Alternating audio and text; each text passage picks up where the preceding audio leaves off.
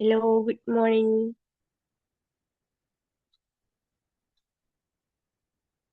ഇന്ന് നമുക്ക് ക്ലാസ് എടുക്കാൻ കിട്ടിയിട്ടുള്ളത് അനിലാൽ സാറാണ്. സാറിനെ ഇൻവൈറ്റ് ചെയ്യാണ്. സർ സ്റ്റാർട്ട് ചെയ്യാം സർ. ഓക്കെ.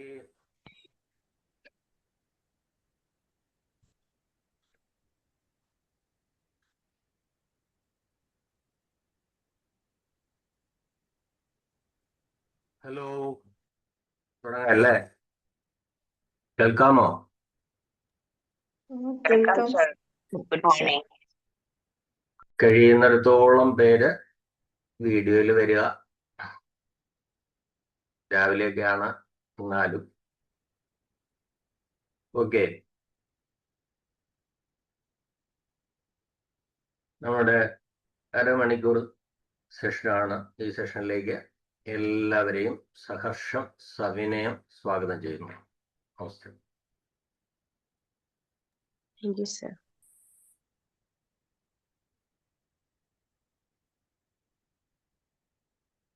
നമ്മൾക്ക് ഇന്നിവിടെ സംസാരിക്കാനുള്ള വിഷയം ദ സയൻസ് ഓഫ് സജഷൻ ആണ്. എനിക്കൊരു കാര്യം ഉറപ്പുണ്ട്, ഈ അരമണിക്കൂർ കഴിയുമ്പോഴത്തേക്ക് അരമണിക്കൂറിനുള്ളിൽ തന്നെ നിങ്ങൾ ചിന്തിക്കുന്ന രീതി തീർച്ചയായിട്ടും മാറിയിരിക്കും.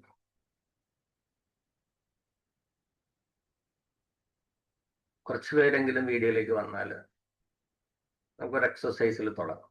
അതാണ് കുറച്ചു പേരെങ്കിലും ഈ പറയുന്ന കുറെ അക്ഷരങ്ങൾ മാത്രം കാണുമ്പോൾ ഞാൻ സ്ഥിരമായിട്ട് ഈ ഓൺലൈൻ ക്ലാസ്സുകളിൽ അറ്റൻഡ് ചെയ്യുന്ന ഒരാളാണ്. തുടക്കം മുതൽ ഒടുക്കം വരെ വീഡിയോ ഓൺ ചെയ്ത് വെക്കുന്ന ഒരാളാണ്. ഓക്കെ, എല്ലാവരും ഒന്ന് നിവർന്നിരിക്കുക. കേൾക്കാമല്ലോ അല്ലേ? ഇടയ്ക്കിടയ്ക്ക് ചിലപ്പോൾ ചില ചോദ്യങ്ങളൊക്കെ ചോദിക്കും. യെസോ നോയൊന്നൊന്ന് ചാറ്റിലൊക്കെ വന്നു കഴിഞ്ഞാൽ വളരെ ഇന്ററാക്റ്റീവായി മാറും. ഓക്കെ, ഇപ്പൊ നട്ടല് നിവർത്തിയിരിക്കുക, കാല് ഫ്ലാറ്റ് ആയിട്ട് തറയെ തൊടുക. വിത്തൗട്ട് ഗിവിങ് എനി ഫോഴ്സ്, ബലമൊന്നും കൊടുക്കാതെ വളരെ ശാന്തമായി സ്ലോലി സാവകാശം നിങ്ങളുടെ കണ്ണുകൾ അടയ്ക്കുക. നിങ്ങളിപ്പോൾ ഒരു തീൻമേശയുടെ ഡൈനിങ് ടേബിളിന്റെ മുന്നിലാണ് ഇരിക്കുന്നതെന്ന് സങ്കല്പിക്കുക. ആ ഡൈനിങ് ടേബിളിൽ നിങ്ങളുടെ മുന്നിലായിട്ട് വെള്ള നിറത്തിലുള്ള ഒരു സെറാമിക് പ്ലേറ്റ് ഉണ്ട്. ആ പ്ലേറ്റില് ഒരു വലിയ നാരങ്ങ, നല്ല മഞ്ഞ നിറത്തിലുള്ള ഒരു നാരങ്ങയുണ്ട്. അതിനടുത്ത് ഒരു കത്തി ഇരിപ്പുണ്ട്. കത്തിയെടുത്ത് ഈ നാരങ്ങ കൃത്യം രണ്ടായിട്ട് മുറിക്കുക, നടുക്ക് വെച്ചിട്ട് കുറുകെ. അതിനുശേഷം അതില് ഒരു പകുതി എടുത്തിട്ട് നാവിനടുത്തേക്ക് കൊണ്ടുവരിക. പതിയെ നാക്ക് വെളിയിലേക്ക് നീട്ടിയതിന് ശേഷം അതിങ്ങനെ പിഴിഞ്ഞ് അതിൻ്റെ നീര് നാക്കും തുമ്പിലേക്ക് ഇങ്ങനെ ഇറ്റിക്കുക. എന്താ, ഒരു തുള്ളി വീണു, വീണ്ടും ഒന്നും കൂടെ ഒന്ന് ഞരടുക. എന്താ, രണ്ടാമത്തെ തുള്ളിയും നാക്കിൻ തുമ്പിലേക്ക് വീണു. Okay, yes. സൂസൻ മാഡം താണ്ട. അതുകൊണ്ടാണ് വീഡിയോ ഓൺ ചെയ്ത് വെക്കാൻ പറയുന്നത്. Okay, slowly open your eyes. സാവകാശം കണ്ണുകളൊന്ന് തുറന്നു നോക്കൂ. ഇവിടെ നാരങ്ങ ഇല്ല. എത്ര പേർക്ക് വായില് വെള്ളം ഊറിയവരൊന്ന് എസ് ഒന്ന് ടൈപ്പ് ചെയ്യാമോ? എല്ലാരെയും കാണാൻ വയ്യ, അതുകൊണ്ട് ആകെ ഞാൻ കാണുന്നത് സൂസൻ മാഡത്തെ മാത്രമാണ്. എത്ര പേർക്ക് യെസ്? അബ്ദുൾ റൌഫ് എനിക്ക് കിട്ടി. എനിക്ക് കിട്ടി. ഓക്കെ. അബ്ദുൾ റൌഫ്, ജിഷ, ഓക്കെ. അല്ല, നോക്കൂ, ഇവിടെ നാരങ്ങയില്ല, പ്ലേറ്റ് ഇല്ല, നാരങ്ങ നീരില്ല. പക്ഷെ നിങ്ങളുടെ ശരീരം എൻ്റെ വാക്കുകൾ കേട്ടിട്ട് പ്രതികരിച്ചു. ഇങ്ങനെയുള്ളൊരു ചെറിയ വാക്കിന് അല്ലെങ്കിൽ ഈ ഒരു ചെറിയ വിവരണത്തിന് നിങ്ങളുടെ ഉമിനീർ ഗ്രന്ഥികളെ സ്വാധീനിക്കാൻ കഴിയുമെങ്കിൽ ഒരു ദിവസം നിങ്ങൾ ഉപയോഗിക്കുന്ന വാക്കുകൾ അല്ലെങ്കിൽ മറ്റൊരാള് നിങ്ങളോട് പറയുന്ന വാക്കുകൾ എത്രത്തോളമായിരിക്കും നിങ്ങളുടെ ശാരീരിക പ്രവർത്തനങ്ങളിൽ വ്യതിയാനങ്ങൾ ഉണ്ടാക്കുന്നതെന്നൊന്ന് ചിന്തിച്ചു നോക്കി.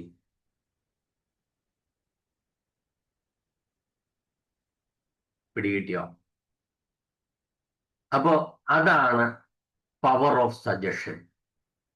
ഒരാൾ പറയുന്ന വചനങ്ങൾ നമ്മളിൽ ഉണ്ടാക്കുന്ന വ്യത്യാസം. അത് വെറും ഒരു വാക്കല്ല. അത് എല്ലാ മതങ്ങളും തന്നെ ഉദ്ഘോഷിക്കുന്നുണ്ട് വചനത്തിന്റെ മഹത്വത്തെക്കുറിച്ച്. ഇപ്പൊ ക്രിസ്ത്യൻ കമ്മ്യൂണിറ്റിയിലാണെങ്കിൽ ആദിയിൽ വചനമുണ്ടായി, വചനം ദൈവത്തോടൊപ്പമായിരുന്നു, വചനം ദൈവമായിരുന്നു എന്നാണ്, ഇല്ലേ? ഇനി ഇത് ഹിന്ദു മിത്തോളജിയിലേക്ക് വരുമ്പോൾ അവിടെ പറയുന്നത് എന്താ? പ്രണവമന്ത്രം. അതായത് ദൈവത്തിനേക്കാൾ മുമ്പ് വചനം ഉണ്ടായി എന്നാണ് അവിടെയും പറയും. ഓംകാരം എന്ന് പറയും. ഖുറാനിലേക്ക് വരുമ്പോൾ അള്ളാഹിന്റെ റൂഹ് എന്ന് പറയും. അത് നിങ്ങളിൽ എന്ത് ചെയ്യുന്നു? പ്രവർത്തിക്കുന്നു എന്നാണ്. എന്താണ് ഈ സജഷൻ? നമ്മളിപ്പോ ഡെയിലി ഓരോ വാക്കുകളും നമ്മൾ എന്ത് ചെയ്യുന്നുണ്ട്? കേൾക്കുന്നുണ്ട്, ഇഷ്ടംപോലെ കേൾക്കുന്നുണ്ട്, ഇഷ്ടംപോലെ പറയുന്നുണ്ട്. എന്തോ മലയാളികളുടെ ഒരു പൊതുവായിട്ടുള്ള രീതി, എല്ലാവരും അല്ല, പൊതുവെ കാണുന്ന ഒരു പ്രത്യേകത എന്ന് പറയുന്നത് അവർ ഈ വാക്കുകളുടെ ഉപയോഗത്തെ യാതൊരു രീതിയിലും ചിന്തിച്ചല്ല ഉപയോഗിക്കുന്നത് എന്നുള്ളതാണ്. നിങ്ങളൊരു ഇംഗ്ലീഷുകാരനോട് ചോദിക്കൂ, ഹൗ ആർ യു, എങ്ങനുണ്ട് സുഹൃത്തെ എന്ന് ചോദിച്ചാൽ ഇംഗ്ലീഷുകാരൻ പറയും I am fine, going well, doing well എന്ന് പറയും. ഒരു ഹിന്ദിക്കാരനോട് ചോദിച്ചു നോക്കിക്കേ, ഭയ്യ കൈസേ കൈസേ ആപ് എന്നൊക്കെ ചോദിച്ചു കഴിഞ്ഞാൽ അദ്ദേഹം പറയും എന്തോന്നാണ്, കുശൽ സേഹും, അച്ചാ ചൽ റഹാഹും എന്നൊക്കെ പറയും. നിങ്ങളൊരു മലയാളിയോട് ചോദിച്ചു നോക്കും, എങ്ങനുണ്ട് ചേട്ടാ? ഓ തട്ടിയും മുട്ടിയൊക്കെ പോകുന്നു, കുഴപ്പമില്ല, ഇങ്ങനെ പറയുന്നു. അല്ലാതെ പിന്നെ സൗഖ്യമായിരിക്കുന്നു, സുഖമായിരിക്കുന്നു, സന്തോഷത്തോടെ ഇരിക്കുന്നു എന്ന് പ്രതികരിക്കുന്ന എത്ര മലയാളികൾ ഉണ്ടാവും? വളരെ അപൂർവമായിരിക്കും. ഞാൻ അങ്ങനെ ശ്രമിക്കുന്ന ഒരാളാണ്. എപ്പോഴും അങ്ങനെയാണെന്ന് പറയുന്നില്ല. കാരണം നമ്മൾ ഇങ്ങനെ കേട്ട് കേട്ട് കേട്ട് ഉറച്ചു പോയ കുറെ കാര്യങ്ങൾ. അതുകൊണ്ട് തന്നെ പലപ്പോഴും ഇനി പ്രാർത്ഥനയെ നോക്കി, എല്ലാ വിഭാഗത്തിലുള്ള പ്രാർത്ഥനകളും നോക്കി, മൊത്തം നെഗറ്റീവ് വേർഡ്സാണ്. പാപിയായ നീ എന്നെ എന്ത് ചെയ്യണേന്ന്, സംരക്ഷിക്കണേന്നും എൻ്റെ അസുഖം മാറ്റണേന്നും ഒക്കെയാണ്. അപ്പൊ ചോദിക്കുക, എന്താ പിന്നെ മാറ്റേണ്ടുന്നത്? അസുഖമല്ലേ എന്ന് ചോദിച്ചു കഴിഞ്ഞാൽ അതിനെന്താ? എപ്പോഴാണ് നിങ്ങൾക്ക് അസുഖം മാറുന്നത്? എപ്പോഴാ മാറും? അബ്ദുൾ റഊഫ് കൈ പൊക്കിയിട്ടുണ്ടല്ലോ, എന്തെങ്കിലും ചോദിക്കാനാണോ? ചോദിക്കാനാണെങ്കിൽ ചോദിക്കാം കേട്ടോ, കുഴപ്പമൊന്നുമില്ല. അല്ലാതെ അറിയാതെ തട്ടിപ്പോയതാ. അതെയോ? ഓക്കെ. ഇപ്പോഴും ഞാൻ ഉപയോഗിച്ച വാക്കില് കുഴപ്പമില്ല എന്നാണ് ഞാൻ പറഞ്ഞത്. കുഴപ്പമില്ലെങ്കിൽ നല്ലതാണെന്ന് അങ്ങ് പറഞ്ഞുകൂടെ? പക്ഷെ നമ്മൾ ഉപയോഗിക്കുന്ന വാക്കുകളിലെല്ലാം ഭൂരിഭാഗവും ഈ നെഗറ്റീവ് പദങ്ങളാണ്. ഇത് എത്രമാത്രം നമ്മളെ ദിവസവും സ്വാധീനിക്കുന്നുണ്ട്. അപ്പോ എന്താണ് ഈ സജഷൻസ്? സജഷൻ എന്ന് പറഞ്ഞു കഴിഞ്ഞാൽ ഇങ്ങനെയുള്ള വാക്കുകൾ മാത്രമല്ല കേട്ടോ, നമുക്ക് മനസ്സിന് മനസ്സിലാകുന്ന ഭാഷ ഏതാന്ന് പറയാം? ആർക്ക് പറയാം? മനസ്സിന് മനസ്സിലാകുന്ന ഭാഷകൾ ഏതൊക്കെയാണ്? ഇംഗ്ലീഷ് മനസ്സിലാവും, മലയാളം മനസ്സിലാവും, ഹിന്ദി മനസ്സിലാവും, അങ്ങനെയാണോ? യൂണിവേഴ്സൽ ആയിട്ട് ഇംഗ്ലീഷുകാരനായാലും ഇന്ത്യക്കാരനായാലും കേരളക്കാരനായാലും തമിഴനായാലും എല്ലാം മനസ്സിന് മനസ്സിലാകുന്ന ഭാഷയാണ്. അത് ഏതൊക്കെയാണെന്ന് പറയാം. Smile, okay. പിന്നെ ദുഃഖം, ഫീലിംഗ്, അങ്ങനെയുള്ള ഇമോഷൻസ്, അത് ഓക്കെ. അപ്പോ പ്രധാനമായിട്ടും മനസ്സിന് മനസ്സിലാകുന്ന ഭാഷ എന്ന് പറയുന്നത് ഒന്ന് ഇമേജ് ആണ്, ചിത്രങ്ങളാണ്. അത് യൂണിവേഴ്സലാണ്. ഞാനിപ്പോ ഇംഗ്ലീഷിൽ പറഞ്ഞാലും ഹിന്ദി പറഞ്ഞാലും നിങ്ങളുടെ മനസ്സിൽ രൂപപ്പെടുന്ന ചിത്രങ്ങൾ, അതാണ് നിങ്ങളുടെ മനസ്സിന് മനസ്സിലാകുന്ന ഒന്നാമത്തെ ഭാഷ. രണ്ടാമത്തെ ഭാഷ എന്ന് പറയുന്നത് ഫീലിംഗ് ആണ്. അപ്പൊ ഒരു കാര്യം പറയുമ്പോൾ മനസ്സിൽ ഒരു ചിത്രം രൂപീകരിക്കാൻ കഴിഞ്ഞാൽ അത് വളരെ എഫക്റ്റീവായി. ഒരു ചിത്രം മനസ്സിൽ നമുക്ക് സൃഷ്ടിക്കാൻ കഴിഞ്ഞാൽ, ഇനി അതല്ല, ആ നമ്മൾ പറയുന്ന വാക്കിനോടൊപ്പം നമ്മുടെ ഫീലിങ്സ് കൂടി, നമ്മൾ പറയത്തില്ലേ ചില പാട്ടുകൾ കേൾക്കുമ്പോൾ അത് കേൾക്കുമ്പോൾ നമുക്ക് വല്ലാതെ ഫീൽ ചെയ്യുന്നു, അല്ലെങ്കിൽ അയാൾ ആ ഫീൽ ഉൾക്കൊണ്ട് പാടുന്നു എന്ന് പറയും. അങ്ങനെ ചില അനുഭവങ്ങൾ നമുക്കുണ്ടാവും. അപ്പൊ ആ ഫീൽ ഉൾക്കൊണ്ട് പാടുന്നു എന്ന് പറഞ്ഞു കഴിഞ്ഞാൽ അതിന്റെ അർത്ഥം എന്താണ്? നമുക്കത് ഉള്ളിലേക്ക് വരുന്നത് പോലെ ഫീൽ. അപ്പോ സജഷൻസ് എന്ന് പറയുന്നത് കേവലം വചനങ്ങളല്ല, വാക്കുകളല്ല. പിന്നെന്താണ്? അതില് എന്തൊക്കെ ഉണ്ടാവാം? ഒരാശയം ഉണ്ടാവാം. ഞാനിപ്പോ നാരങ്ങയുടെ കാര്യം ഇങ്ങനെ വാക്കുകളിലൂടെയാണോ അവതരിപ്പിച്ചത്? ഐഡിയ. അതൊരു ഇമേജ് ആകാം, വാക്കുകളാകാം, ഏതെങ്കിലും ഒരു എക്സ്പീരിയൻസ് ആവാം, ഒരനുഭവമാവാം. ഇതെല്ലാം സജഷനകത്ത് വരുന്നതാണ്. ഈ വാക്കുകള് അല്ലെങ്കിൽ ചിത്രങ്ങള് അതല്ലെങ്കിൽ ഐഡിയ നമ്മുടെ ചിന്തകളെയും വികാരങ്ങളെയും നമ്മുടെ സ്വഭാവത്തെ വരെ എന്ത് ചെയ്യും? അത് സ്വാധീനിക്കും. ചിലപ്പോൾ അത് ബോധപൂർവം കോൺഷ്യസ്ലി ആയിരിക്കും, ചിലപ്പം അബോധമായിരിക്കും, അൺകോൺഷ്യസ്ലി ആയിരിക്കും. ഉദാഹരണത്തിന് ഞാൻ പറയുകയാണെങ്കിൽ, ഒരിച്ചിരി നേരത്തേക്ക് നിങ്ങൾ കൊമ്പനാനയെ കുറിച്ച് ചിന്തിക്കരുത്. എന്താ സംഭവിച്ചത്? അത് തന്നെ ചിന്തിക്കും. അപ്പൊ നമ്മൾ ചിലപ്പോൾ കോൺഷ്യസ്ലി നമ്മൾ എഫേർട്ട് എടുത്താലും അതിന് വിപരീതമായി സംഭവിക്കും. അത് ഏറ്റവും നല്ല ഉദാഹരണമാണ്. നിങ്ങളിപ്പോ ഉറങ്ങുക. ഇപ്പൊ എനിക്ക് ഉറങ്ങണമെന്ന് വിചാരിച്ച് നിങ്ങൾ എത്ര ശ്രമിച്ചാലും നിങ്ങൾക്ക് ഉറങ്ങാൻ കഴിയില്ല. എന്റെ റിവേഴ്സ് സംഭവിക്കും. നിങ്ങൾ കോൺഷ്യസ്ലി വിചാരിക്കുകയാണ്, പക്ഷെ ചിലപ്പോൾ നിങ്ങൾ ഒരു ഇമേജറി, ഒരു സാങ്കല്പികമായിട്ട് അല്ലെങ്കിൽ ഉറങ്ങുന്നത് പോലെ ഒരു ഇമേജ് കണ്ടാൽ ചിലപ്പോൾ അത് നിങ്ങളെ ഉറക്കത്തിലേക്ക് നയിക്കും. ഒരു ക്ലോക്കിന്റെ ശബ്ദത്തില് നിങ്ങൾ കുറെ നേരം ശ്രദ്ധിക്കുകയോ, അതല്ലാന്നുണ്ടെങ്കിൽ ഈ ഇപ്പൊ രാവിലെ നമ്മൾ കേട്ട മെഡിറ്റേഷൻ പോലെ നിങ്ങളിങ്ങനെ ബോഡി സ്കാൻ ചെയ്യുക, ഒരു ഫീലിലേക്ക് പോവുകയൊക്കെ ചെയ്യുമ്പോഴത്തേക്ക് നിങ്ങൾക്ക് ഉറങ്ങാൻ കഴിയും.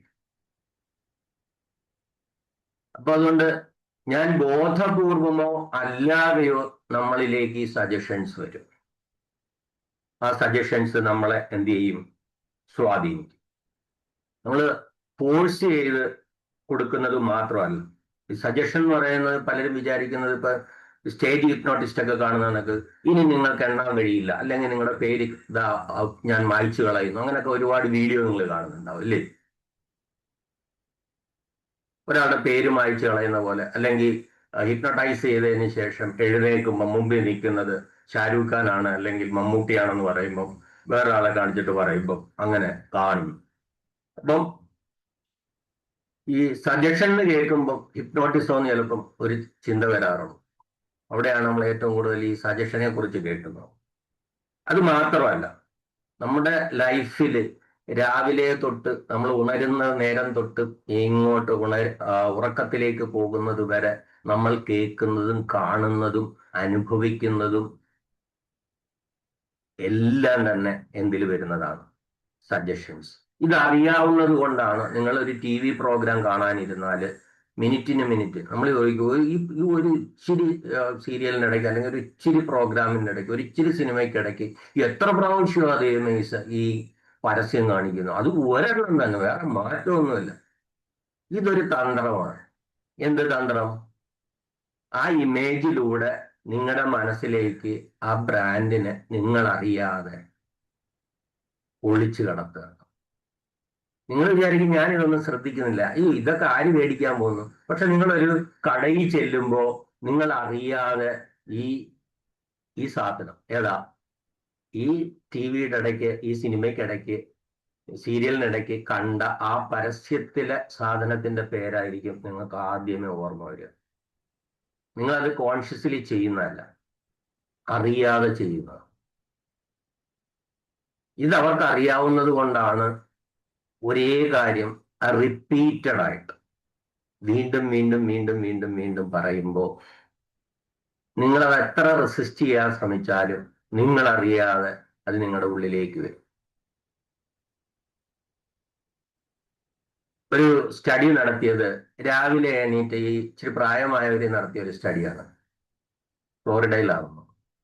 അവിടെ രാവിലെ ഇച്ചിരി പ്രായമായവർ എണീറ്റിട്ട് എൻ്റെ മുഖം ചുളുകൾ വീണതാണ്, എൻ്റെ തല നര കയറിയതാണ് എന്ന് പറഞ്ഞിട്ട് അവരെ മോർണിംഗ് വാക്കിന് വിട്ടു. അപ്പൊ സാധാരണയിൽ കവിഞ്ഞ് അവര് ക്ഷീണിതരായി കാണപ്പെട്ടു. പറഞ്ഞ പിടി കിട്ടിയോ?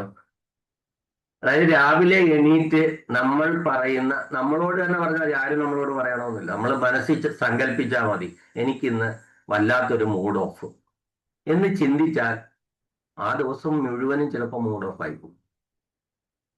അതാണ് ആ സജഷന്റെ പ്രത്യേകത. നമുക്കറിയാം നമ്മുടെ ബ്രെയിൻ, നമ്മുടെ തലച്ചോറിന് ഏകദേശം 100 കോടിയോളം ന്യൂറോൺസ് ഉണ്ട്, മസ്തിഷ്ക കോശങ്ങളുണ്ട്. ഇവയിലൂടെ ന്യൂറോ ട്രാൻസ്മിറ്റേഴ്സ് എന്ന് പറയുന്ന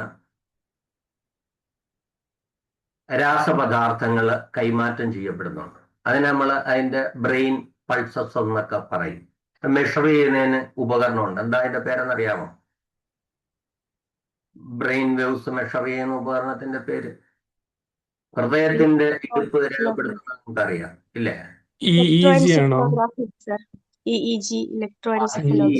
എന്താ അതിന്റെ ഫുൾ ഫോം?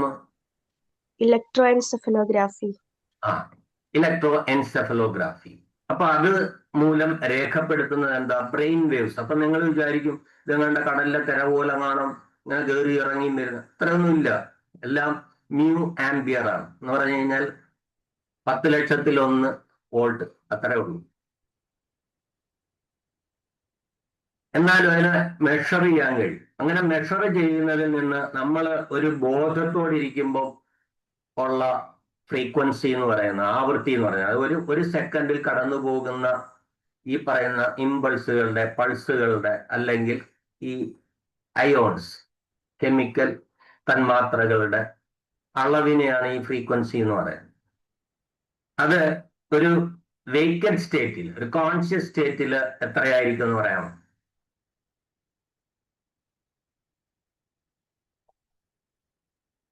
എനിബഡി? ബോധപൂർവം ഇരിക്കുമ്പോൾ നമ്മുടെ കോൺഷ്യസ് ബ്രെയിൻ വേവ്സ് എത്രയായി? ഒരു ഐഡിയ ഇല്ല. 60,000 ആണോ? അയ്യോ, അതൊന്നുമില്ല. നമ്മൾ ബോധത്തിലിരിക്കുമ്പോ നമ്മുടെ ബ്രെയിൻ വേവ്സ് എന്തിലാണെന്ന് പറയും? ബീറ്റ വേവ്സിലാണെന്ന് പറയും. അതെന്ന് പറയുന്നത് ഏകദേശം 13 മുതൽ 30 ഹേർട്സ് വരെയാണ്. 13 to 30, 13 മുതൽ 30 ഹേർട്സ് വരെ. അത് സെക്കൻഡിൽ 13 കമ്പനങ്ങൾ മുതൽ 30 കമ്പനങ്ങൾ വരെ ഉള്ളതിനെയാണ് നമ്മൾ ബീറ്റ വേവ്സ് എന്ന് പറയുന്നത്. ഇച്ചിരി കൂടെ നമ്മൾ ഒരു മെഡിറ്റേഷൻ, ഇപ്പൊ രാവിലെ ചെയ്ത മെഡിറ്റേഷൻ സമയത്ത് നിങ്ങളുടെ EEG എടുത്താൽ ആ ബ്രെയിൻ വേവ് എന്ന് പറയുന്നതിന്റെ ഫ്രീക്വൻസി എന്ന് പറയുന്നത് 8 മുതൽ 13 വരെ ആയിരിക്കും. ഇപ്പൊ നമ്മൾ 13 വരെ 30 വരെയാണ് നമ്മൾ നല്ല കോൺഷ്യസ്, നല്ല ബോധത്തോടെ ഇരിക്കുമ്പോൾ ഉള്ളതെന്ന് പറയുന്നത്. ഇച്ചിരി കൂടെ താഴ്ന്നു കഴിഞ്ഞാൽ അത് എത്ര ആവും? ആൽഫ സ്റ്റേജിലേക്ക് പോകുമെന്ന് പറയും. മെഡിറ്റേഷനിലൊക്കെ ആൽഫ സ്റ്റേജിലാണ് ആൾക്കാർ. അപ്പൊ അതിന്റെ ഫ്രീക്വൻസി എന്ന് പറയുന്നത് 8 തൊട്ട് 13 വരെ ആയിരിക്കും. അതായത് സെക്കൻഡിൽ 8 കമ്പനങ്ങൾ എന്ന് പറഞ്ഞാൽ ഒരു ന്യൂറോണിൽ നിന്ന് അടുത്ത ന്യൂറോണിലേക്ക് ന്യൂറോ ട്രാൻസ്മിറ്റേഴ്സ് കടന്നു പോകുന്നത് ഒരു സെക്കൻഡിൽ അത്രയായിരിക്കും. അല്ലാതെ ഇലക്ട്രിക് ഒന്നും അതിൻ്റെ കൂടെ പാസ് ചെയ്യുന്നില്ല, നമ്മുടെ വയറിങ്ങിന്റെ പോലെ. ഓക്കെ, അതിലും കുറച്ചും കൂടെ നിങ്ങൾ ഉറക്കത്തിലേക്ക് പോകുമ്പോൾ അതിനെ തീറ്റ സ്റ്റേജ് എന്ന് പറയും. ആ തീറ്റ സ്റ്റേജില് 4 തൊട്ട് 8 വരെ ഫ്രീക്വൻസിയാണ്. അതിന് താഴെ പോയി കഴിഞ്ഞു കഴിഞ്ഞാൽ 4-ന് താഴെ ഉള്ളതിന് നമ്മൾ ഡെൽറ്റ സ്റ്റേജ് എന്ന് പറയും. 0 എപ്പോഴെങ്കിലും വരുമോ?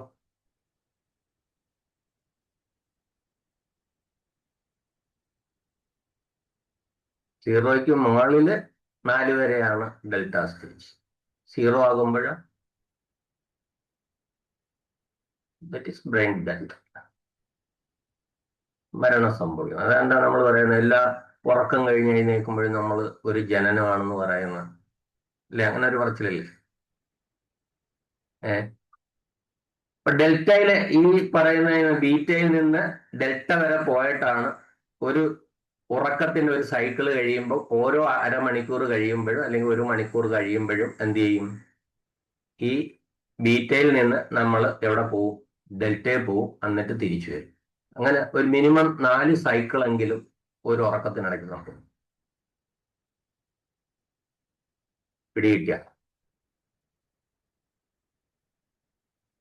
കുട്ടികൾ 12 വയസ്സുകളുടെ കുട്ടികള് എല്ലായ്പ്പോഴും ഈ 13 നമ്മളിപ്പോ അവരുടെ ഹെയർ ബീറ്റ് ആയാലും മറ്റു കാര്യങ്ങളെല്ലാം സ്ലോ ആയി. അതുപോലെ തന്നെയാണ് ബ്രെയിൻ വേവ്സ്. അത് മിക്കവാറും ആൽഫ സ്റ്റേജിലായിരിക്കും.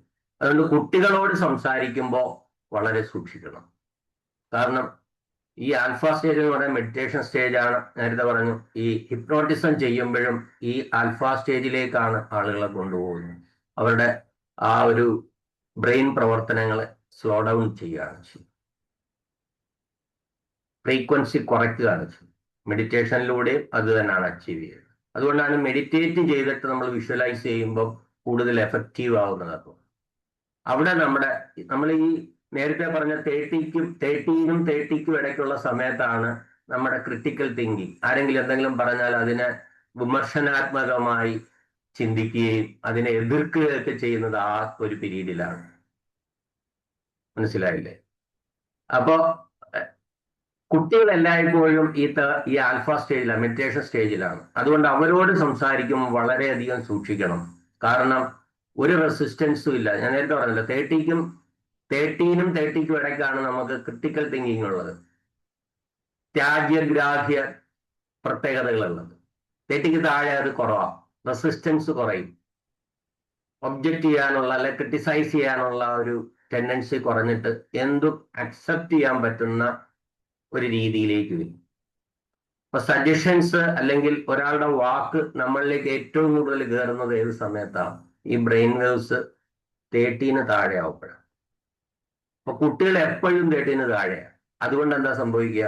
നിങ്ങൾ എന്ത് പറഞ്ഞാലും അവരെ അഫക്ട് ചെയ്യും. രാവിലെ എണീക്കുമ്പോൾ അടുത്ത മണ്ട, ഞാൻ പറയുന്നത് എനിക്ക് മനസ്സിലാവുന്നില്ല, എത്ര പ്രാവശ്യം പറഞ്ഞു തരണോടാ മണ്ട എന്ന് ഒരു കുട്ടിയോട് നിരന്തരമായി നിങ്ങൾ പറഞ്ഞാൽ, അവൻ നല്ല IQ ലെവലുള്ള കുട്ടിയാണെങ്കിൽ പോലും അവന്റെ പ്രവർത്തികളിൽ ഒരു മന്ദബുദ്ധിയുടെ എല്ലാ ചേഷ്ടകളും വരും. തിരിച്ച് മോനെ നിനക്ക് കഴിയടാ, നല്ല മോൻ, എൻ്റെ മോൻ മിടുക്കന എന്ന് പറയുന്ന ഒരു അമ്മയുടെ കുട്ടി തീർച്ചയായിട്ടും അവന് IQ ലെവൽ കുറവാണെങ്കിൽ പോലും ബ്രില്യൻ്റ് ആയിട്ട് വരും. ദിവസവും കേൾക്കുന്നത് അതാണ്. ഓസ്ട്രേലിയയിൽ ഒരു ജനവിഭാഗമാണ്, ഒരു ഗോത്രവർഗം. അവര് മരങ്ങൾ പച്ചയായിട്ട് മുറിക്കാറില്ല. അവർ ചെയ്യുന്നത് എന്താണെന്ന് ചോദിച്ചു കഴിഞ്ഞാൽ, ഈ മരത്തിന് ചുറ്റും പോയി ആ ഗോത്രത്തിലുള്ള ആളുകളെല്ലാം കൂടെ നിന്നിട്ട് ഈ മരത്തിനെ നോക്കി പച്ച തെറി വിളിക്കും. അങ്ങനെ ഒരു ദിവസം, 2 ദിവസം, 3 ദിവസം ഇങ്ങനെ പോയി 1-2 ആഴ്ചയാകുമ്പോഴത്തേക്ക് ഈ മരം പൂർണ്ണമായും ഉണങ്ങും. വിശ്വസിക്കുമോ? ഗൂഗിളിൽ സെർച്ച് ചെയ്ത് നോക്കിയോ, നിങ്ങൾക്ക് പിന്നെ ട്രൈബിന്റെ പേരും ഡീറ്റെയിൽസും ഒക്കെ കിട്ടും. ഒന്ന് ആലോചിച്ച് നോക്കിയോ, മരങ്ങൾക്കും ജീവികളെ പോലെ മനുഷ്യനെ പോലെ ചിന്തിക്കാൻ കഴിവുണ്ടെന്ന് കണ്ടുപിടിച്ച ശാസ്ത്രജ്ഞനാരാ അറിയാമോ? Jessy boss. വെരി ഗുഡ്, അത് തന്നെ, ജെസ്സി ബോസ് ആണ്. അപ്പൊ അതുകൊണ്ടാണ് നമ്മൾ ഈ റോസയും അങ്ങനെയുള്ള ചെടികളൊക്കെ നട്ടിട്ട് അതിൻ്റെ അടുക്ക പോയി എന്ന് സംസാരിക്കുന്നു. എന്നാലോചിച്ച് നോക്കിയേ, സംസാരിക്കുമ്പോൾ ആ ചെടിയെ സ്വാധീനിക്കാൻ കഴിയുമെങ്കിൽ മനുഷ്യന്റെ കാര്യം പറയാനുണ്ടോ? അപ്പൊ നിങ്ങൾ നിരന്തരമായി ഉപയോഗിക്കുന്ന വാക്കുകള്, നമ്മുടെ ഭാഷയിൽ പറഞ്ഞ സജഷൻസ്, അത് ചിത്രരൂപത്തിലായാലും ഏതൊക്കെ രീതിയിൽ സജഷൻ ഉണ്ടെന്ന് ഞാൻ പറഞ്ഞു.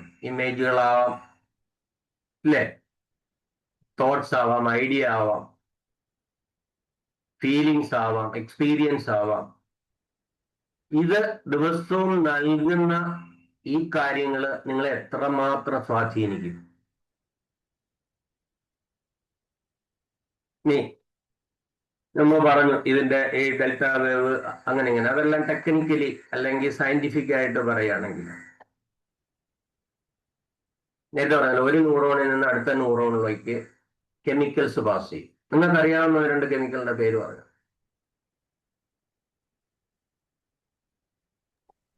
ഡോപ്പമിൻ, സെറോട്ടോണിൻ, ആ എൻഡോർഫിൻ.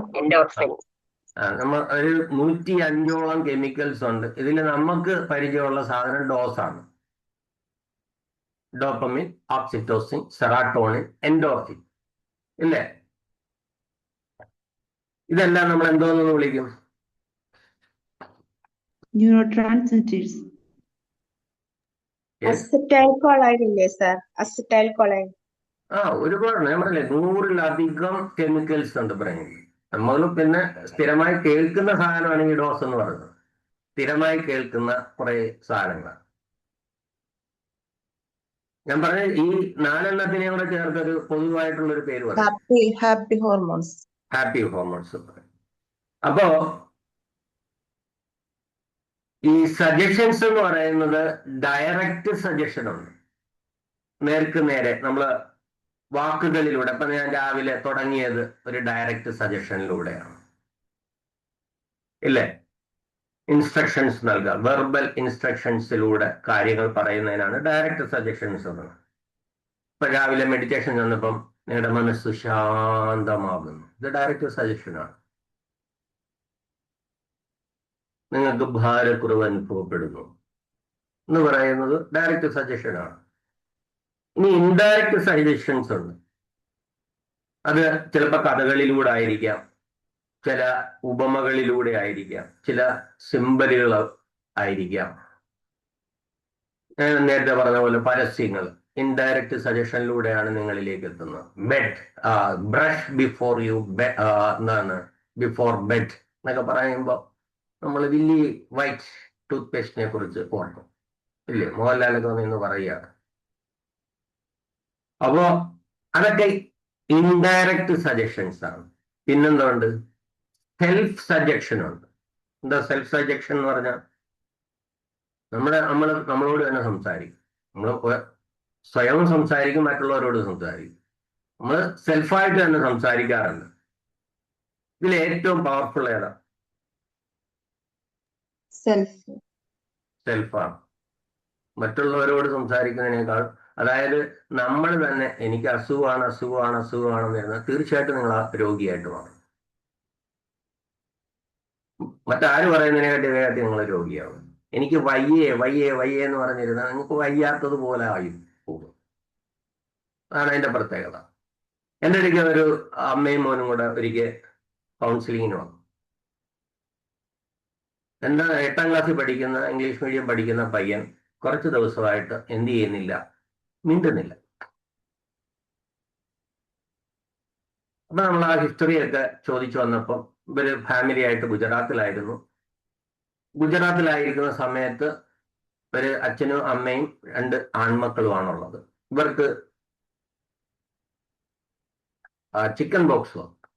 അപ്പൊ അച്ഛനും ചേട്ടനും മൂത്ത മകനും ചിക്കൻ ബോക്സ് വന്ന സമയത്ത് ഇളയ മോനും ഈ അമ്മയും 8ാം ക്ലാസ്സിലേക്ക് പയ്യനും, അന്ന് അങ്ങനെ 7ാം ക്ലാസ്സിലായിരുന്നു, 7ാം ക്ലാസ്സിലെ പയ്യനും ഈ അമ്മയാണ് അവരെ പരിപാലിച്ചത്. അവരെ പരിപാലിച്ച് വന്നിട്ട് ഇവർക്ക് ചിക്കൻ ബോക്സ് ആയി. അപ്പോഴത്തേക്ക് എന്ത് ചെയ്തു,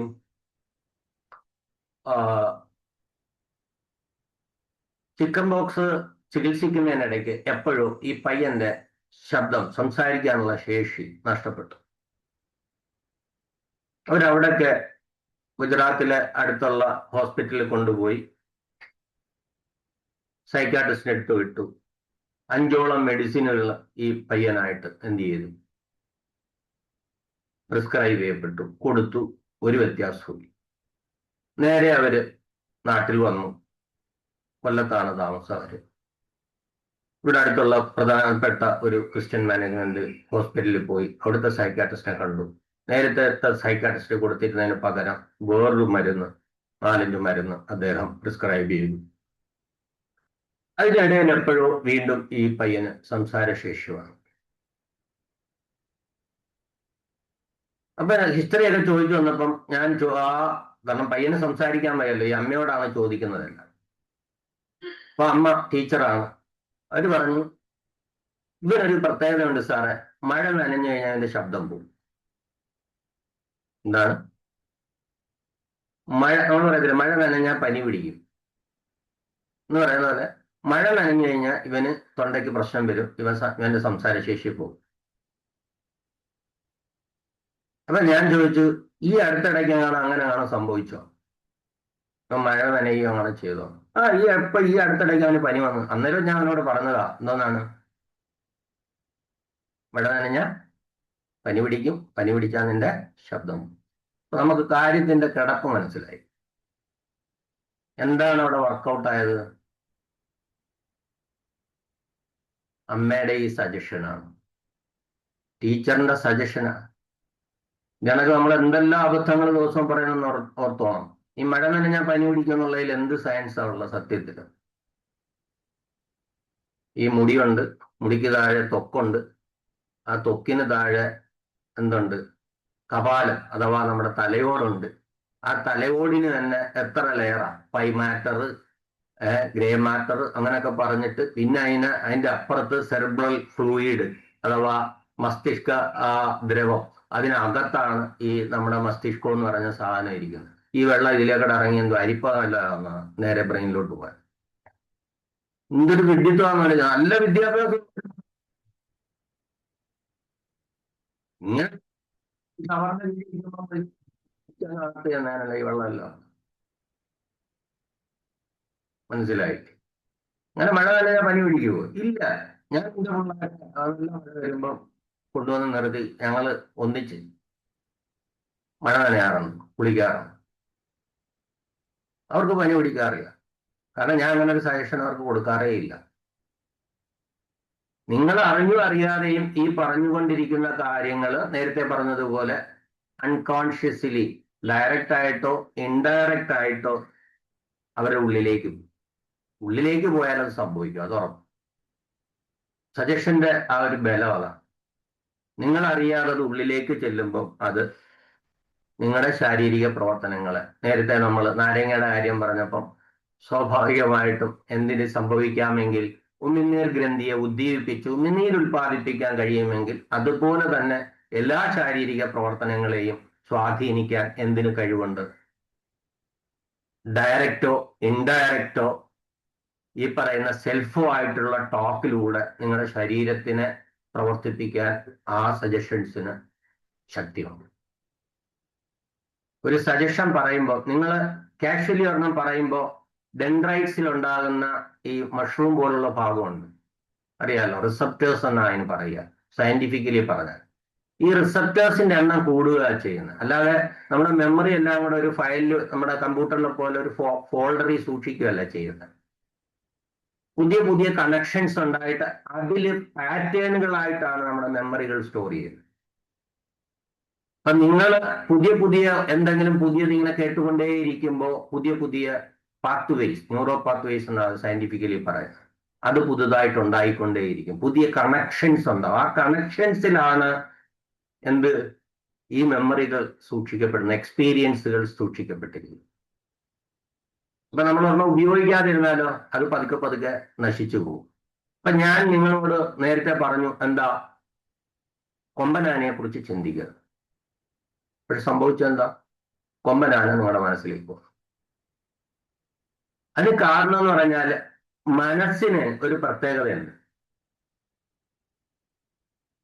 എന്താണ് അരുത് എന്ന് ഞാൻ നേരത്തെ പറഞ്ഞാൽ, എനിക്ക് ഉറക്കം വരുന്നില്ല എന്ന് ചിന്തിച്ചാൽ നിങ്ങൾ ഉറങ്ങത്തില്ല എന്ന് പറഞ്ഞ പോലെ. അതുപോലെ തന്നെയാണ് എന്ത് സംഭവിക്കുന്നത്, ഈ കൊടുക്കുന്ന സജഷൻസിലൂടെ പുതിയ പുതിയ പുതിയ കണക്ഷൻസ് ഉണ്ടായിട്ട് ആ ബിലീഫ് അവിടെ ഉറച്ചാൽ അത് എന്ത് ചെയ്യും, നേരത്തെ പറഞ്ഞ ഡെൻഡ്രൈറ്റ്സിന്റെ എണ്ണം കൂടിയിട്ട് അതിന്റെ കണക്ഷൻസ് കൂടിയിട്ട് നിങ്ങൾ പറയുന്ന വാചകങ്ങൾ റിപ്പീറ്റഡ് ആയിട്ട്. അതുകൊണ്ട് ഇപ്പം നിങ്ങളിപ്പോ ഹിപ്നോട്ടിസം പഠിച്ചു നോക്കിക്കേ, അവിടെ ഒരു സജഷൻ ഒരു പ്രാവശ്യമല്ല പറയുന്നത്, ആവർത്തിച്ച് പറയും. നിങ്ങൾ ഉറങ്ങുകയാകുന്നു, അല്ലെങ്കിൽ നിങ്ങളുടെ മനസ്സ് ശാന്തമാകുന്നു. എന്തിനെങ്ങനെ വീണ്ടും പറയുന്നു. അപ്പോഴാണ് ഈ പാത്വേ സ്ട്രോങ് ആവും, കണക്ഷൻസ് സ്ട്രോങ് ആവും. പറഞ്ഞത് മനസ്സിലായോ? അപ്പോ ഡയറക്റ്റ് ആവാം, ഇൻഡയറക്റ്റ് ആവാം, പിന്നെ എങ്ങനെ ആവാം, സെൽഫ് ആവാം. അപ്പൊ സെൽഫ് ടോക്കും സജഷൻസിൽ വരുന്നതാണ്. ഇനി നേരത്തെ പറഞ്ഞല്ലോ, നമ്മള് സജഷനുകൾ നമ്മളെ ഒരാൾ പറയുന്നതായാലും നിങ്ങൾ കാണുന്ന ഇമേജുകൾ നിങ്ങളെ സ്വാധീനിക്കും. എൻ്റെ അഭിപ്രായത്തിൽ നിങ്ങൾ സിഗരറ്റ് പാക്കറ്റുകൾ കണ്ടിട്ടുണ്ടോ? അതിന്റെ പുറത്തും പിന്നെ ഈ എന്താണ് ഈ വായിലിടുന്ന ഒരു ചാണകം പോലുള്ള സാധനം ഉണ്ടല്ലോ, ജീനി എന്നൊക്കെ പറഞ്ഞിട്ട് കുറെ സാധനങ്ങളാണ്. ഈ പാക്ക് കൊണ്ടുള്ള ഉൽപ്പന്നങ്ങൾ അല്ലെങ്കിൽ പാൻ പരാഗ് പോലുള്ള സാധനങ്ങൾ. അതിന്റെയൊക്കെ കവറിൽ എന്തിന്റെ ചിത്രമാണ് കൊടുത്തിരിക്കുന്നത്, ശ്രദ്ധിച്ചിട്ടുണ്ടോ? ക്യാൻസറിന്റെ. ഈ ക്യാൻസർ വന്നിട്ട്, ഈ മൗത്ത് ക്യാൻസർ വന്നിട്ട് ഇങ്ങനെ വീർത്തിരിക്കുന്നതും പഴുത്തളിഞ്ഞിരിക്കുന്നതിന്റെയും ചിത്രം. ഇത് കൊടുക്കുന്നത് വളരെ നല്ലതല്ലേ?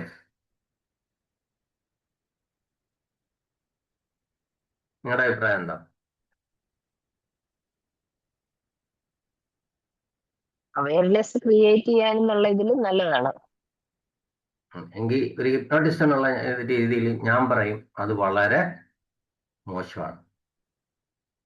എന്തുകൊണ്ടാ? സ്ഥിരമായി ഇത് കണ്ടാൽ ഇത് വരാനുള്ള സാധ്യത വളരെ ഇരട്ടിക്കും. ആ ഇമേജ് സ്ഥിരമായിട്ട് മനസ്സിൽ പതിഞ്ഞു പോയാൽ, നേരത്തെ പറഞ്ഞില്ല, നിങ്ങൾ ദിവസം കാണും, നമ്മൾ പഴയ സിനിമയൊക്കെ കണ്ടറിയാം, അതിന്റെ തുടക്കത്തിൽ എപ്പോഴും ഇങ്ങനെ ഒരു പൂജയാണ് കാണിക്കുന്നത്. ഇപ്പോഴത്തെ സിനിമയിൽ അതൊന്നുമില്ല, ഇപ്പം വേറെ പലതുമാണ് കാണിക്കുന്നത്. പക്ഷെ പണ്ട് കാലത്തെ സിനിമകളെല്ലാം ആരംഭിക്കുന്നത് എന്തിലായിരിക്കും? ഒരു ഗണപതിയെ പൂജിച്ചുകൊണ്ടോ, അതല്ലെങ്കിൽ ഒരാള് ഈശ്വരനെ, ഒരു നമ്പൂതിരിയോ അല്ല ആരെങ്കിലും ഇങ്ങനെ ദൈവത്തെ പൂജിക്കുന്നതായിട്ടുള്ള ഒരു സീനിൽ നിന്ന് പഴയ ചിത്രങ്ങളും ആരംഭിക്കുന്നത്. എന്തിനാ അങ്ങനെ കാണിക്കുന്നത്? അവർ ഈ പെട്ടി തുറക്കുന്നതും അതിനകത്ത് നോട്ടടുക്കി വെച്ചേക്കുന്നതും അതിനകത്ത് ഈ കർപ്പൂരം ഇങ്ങനെ കുഴിയുന്നതൊക്കെ കാണിക്കും.